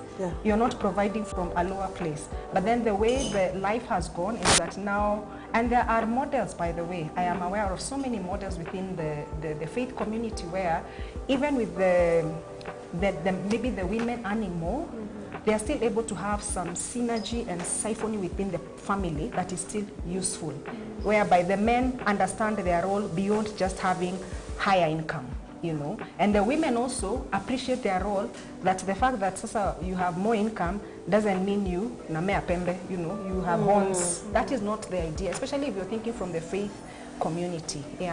That's different. You can be gracious within the capacities that God has given you as a woman. You can be able to, yes, gender equality, you have access to resources, opportunities, you're flying all over, you're making decisions, but at the end of the day, you're carrying that role as a woman and as a wife with grace, you know, being able to see the bigger picture. And the man is also aware that the fact that you're in those spaces that are looking very high and mighty, that he still is a man, you know. And I say this because some of the programming experiences we have, like, and this links to climate change issues, the crisis, is that the men in the communities have been defined by their wallet. Their wallet being the cows, those things they own.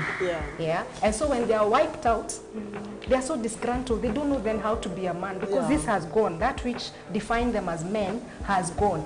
And by the way, that also powers gender-based violence. And even, of course, sometimes even get into conflict, you know, resource-based conflict and all that. But I wish and pray that, and maybe that is where the investments also should go into this kind of dialogue, that men are still men, and the provision doesn't have to be, it is always up. You can still provide, and the woman is still probably earning more. There is still, and probably should also have men speaking out. You know, I mean, the times I've had men who are in those situations speak out, it's very powerful in terms of being able to counter the narrative that you always have to be up, and when you're down, then umekaliwa, or your things can't work. And maybe a call out to the sisters, that yes, we are getting gender equality, we are getting access to opportunities and all those things. It is not a card to again meet upon our brothers the same violence, you know, whether it's emotional, physical, or whatever, on account of now you have equal opportunities, and probably you're even earning, you know, having more economic power. So I think the issue of culture is coming out loud, and Evelyn had actually asked, how can we empower women in the family setup while still respecting and honoring culture? And I think that is something you have alluded to. We had a pastor saying that from his perspective, it really is about how we are teaching the word, the intersection between faith and culture, and not pointing fingers at the church per se and saying that the church has failed, but saying that the church is also working towards giving an education. So we'll take a short break and then come back for closing remarks. I think that has been a really engaging time, and there's been so many comments that are coming in, and people really appreciating the discussion on faith and culture. I think has really opened up a lot of discussion. So we'll take a 5-minute break and then we'll be right back.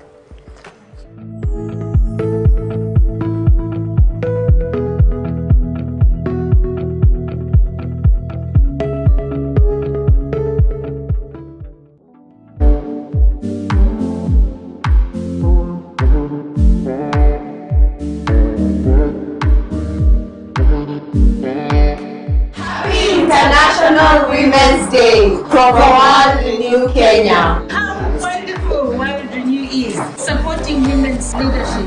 It's such a privilege. Go World World Renew. Go Women's Day. We thank God for the women. Yeah! Let's go Women's Day. In World Renew, we empower women because we know empowered women bring results and they change the lives of the families. At World Renew Kenya, we treasure women empowerment. We work with women. We support them in village savings and loan association and also in maternal health care. Encourage women as we celebrate this International Women's Day to be wise, like the 5 also virgins in the Bible. And to all women out there, we celebrate you. Join us this Saturday on KATV, starting from 9 a.m. as we commemorate International.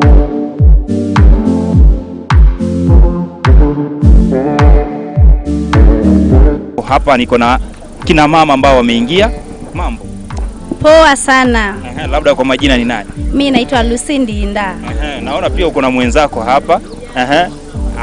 Anaogopa kamera lakini karibia tu. Kamera. Labda Lucy, tukienda tu kwa upesi, wewe kibinafsi mambo na Women's Day unaipata vipi? Mimi mambo na Women's Day naipata mzuri. Juu sisi kama wana mama tunajikaza sana kutafuta customer hapa, tuende tupeleke kwa saluni zetu tushuke. So wewe una celebrate, kwa nini celebrate Women's Day kwanza? Women's Day mimi na celebrate. Juu mimi ni mama kwanza. Mimi ni mama watoto 4 na mimi ni mama. Yeah. Na wewe kibinafsi una celebrate nani, labda ukiulizwa kuna mwanamke ambaye una celebrate pale nje?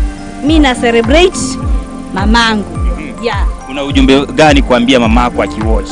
Nampenda, yeye ni shujaa kwa kunizaa. Yeah.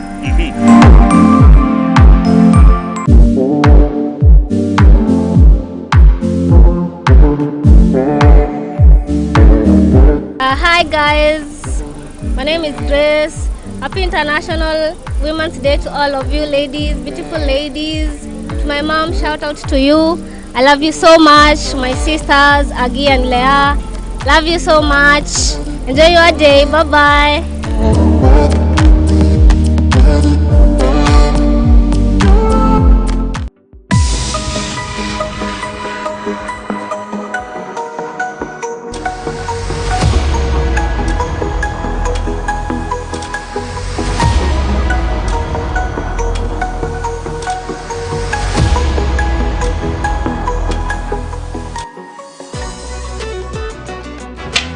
Ladies, life today is full of sweet moments and deep struggle.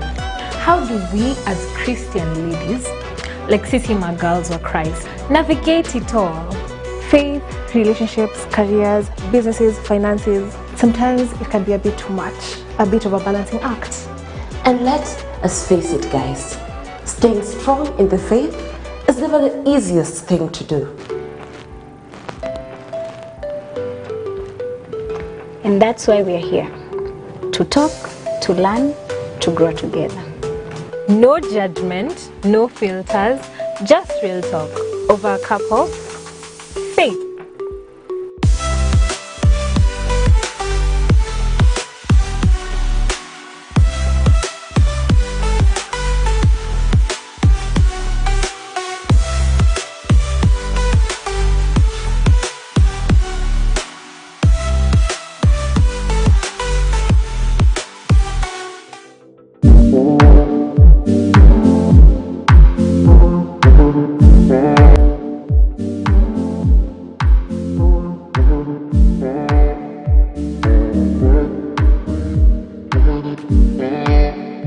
International Women's Day from World Renew Kenya. How wonderful World Renew is, supporting women's leadership. It's such a privilege. Go World Renew. Go Women's Day. We thank God for the women. Yeah! Let's go Women's Day. In World Renew, we empower women because we know empowered women bring results and they change the lives of the families. At World Renew Kenya, we treasure women empowerment. We work with women. We support them in village savings and loan association and also in maternal health care. Encourage women as we celebrate this International Women's Day to be wise, like the 5 also virgins in the Bible. And to all women out there, we celebrate you. Join us this Saturday on KATV, starting from 9 a.m. as we commemorate International Women's Day.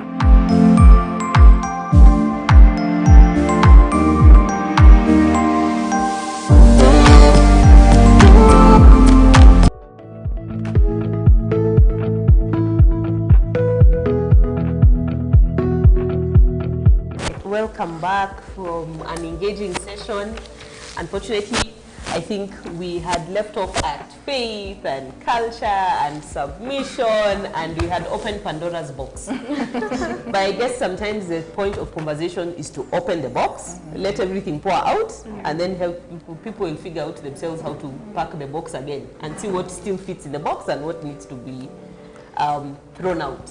So I just want to give us an opportunity to speak a little bit about partnerships. What partnerships have we been working with in our organizations that have been helpful to us? What partnerships would we like moving forward to strengthen, to bring together this work of accelerating women's empowerment? Myself? Okay, we will start, yeah.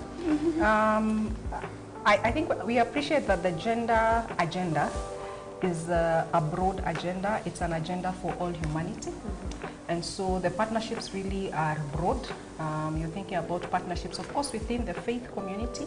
And it's very exciting, of course, to keep remembering outfits like the ACT Alliance that we are members of, that bring in different agencies with different mandates, but collectively working towards humanitarian action and the other areas, gender justice, climate justice. That's important within the faith community to explore those platforms. We also need, there are partnerships we've had with where it's not just the faith community, but with women's rights organizations, with children's rights organizations within the different sectors that we have, bringing in their expertise, their mandate in being able to power a collective agenda.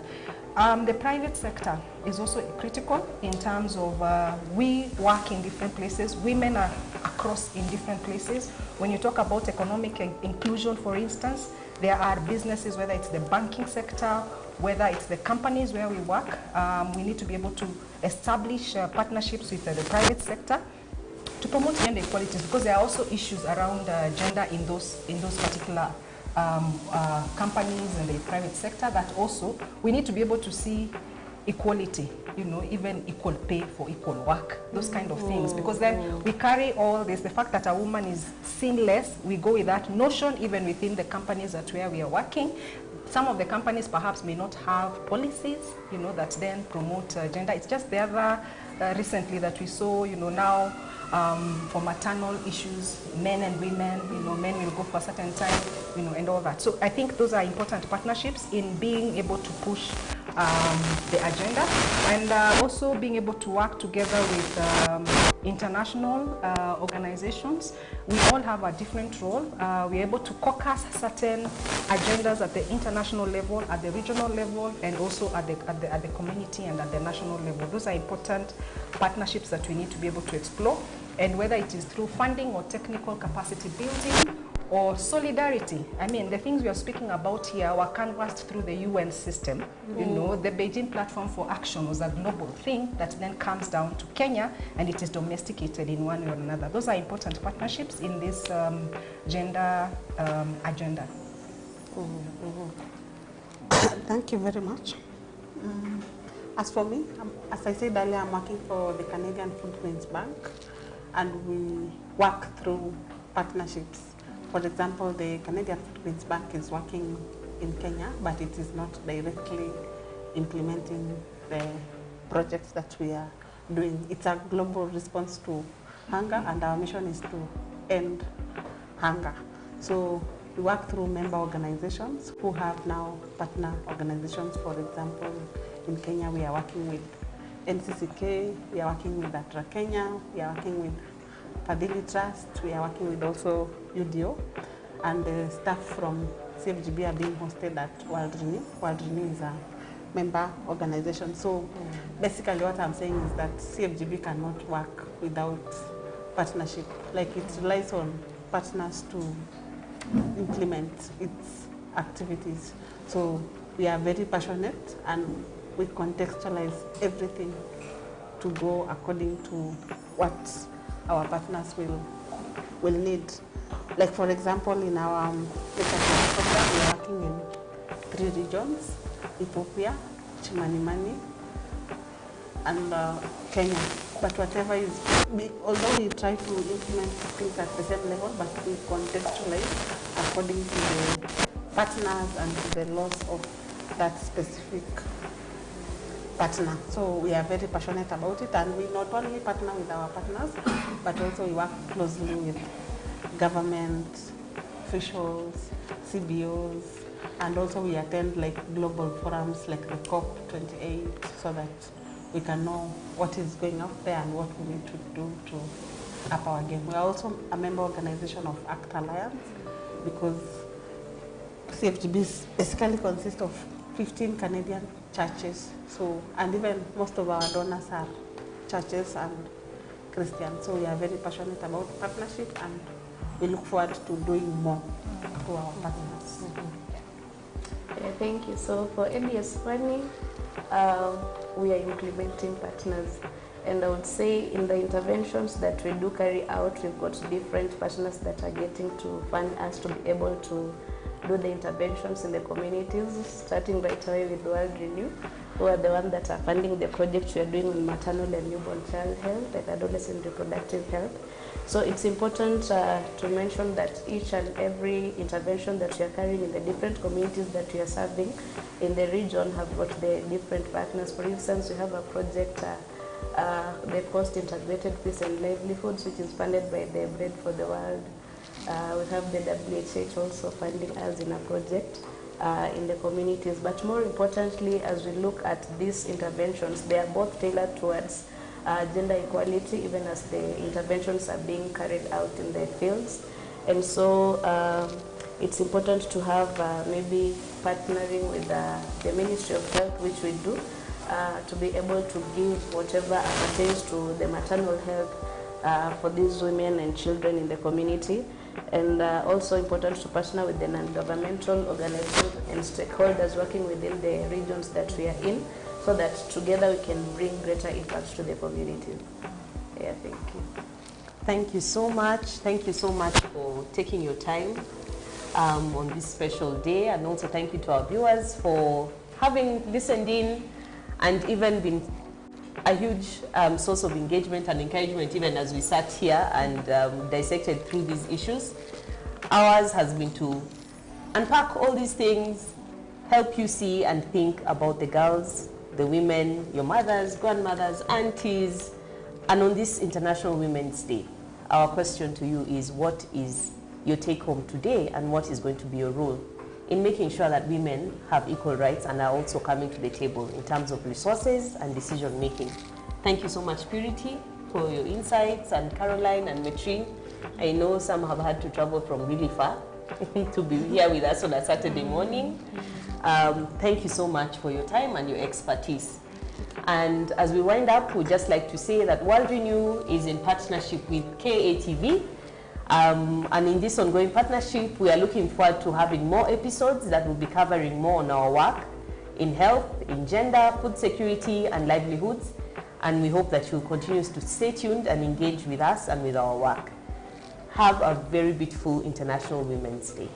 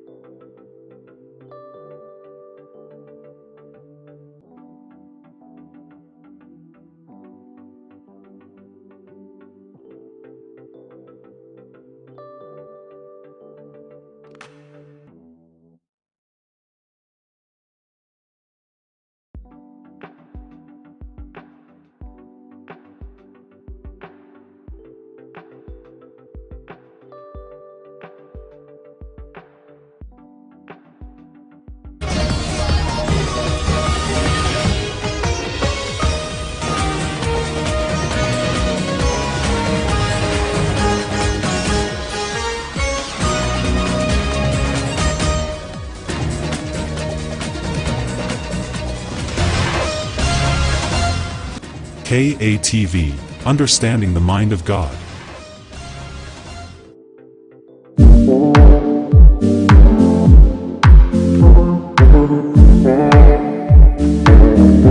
Hapa niko na kina mama ambao wameingia.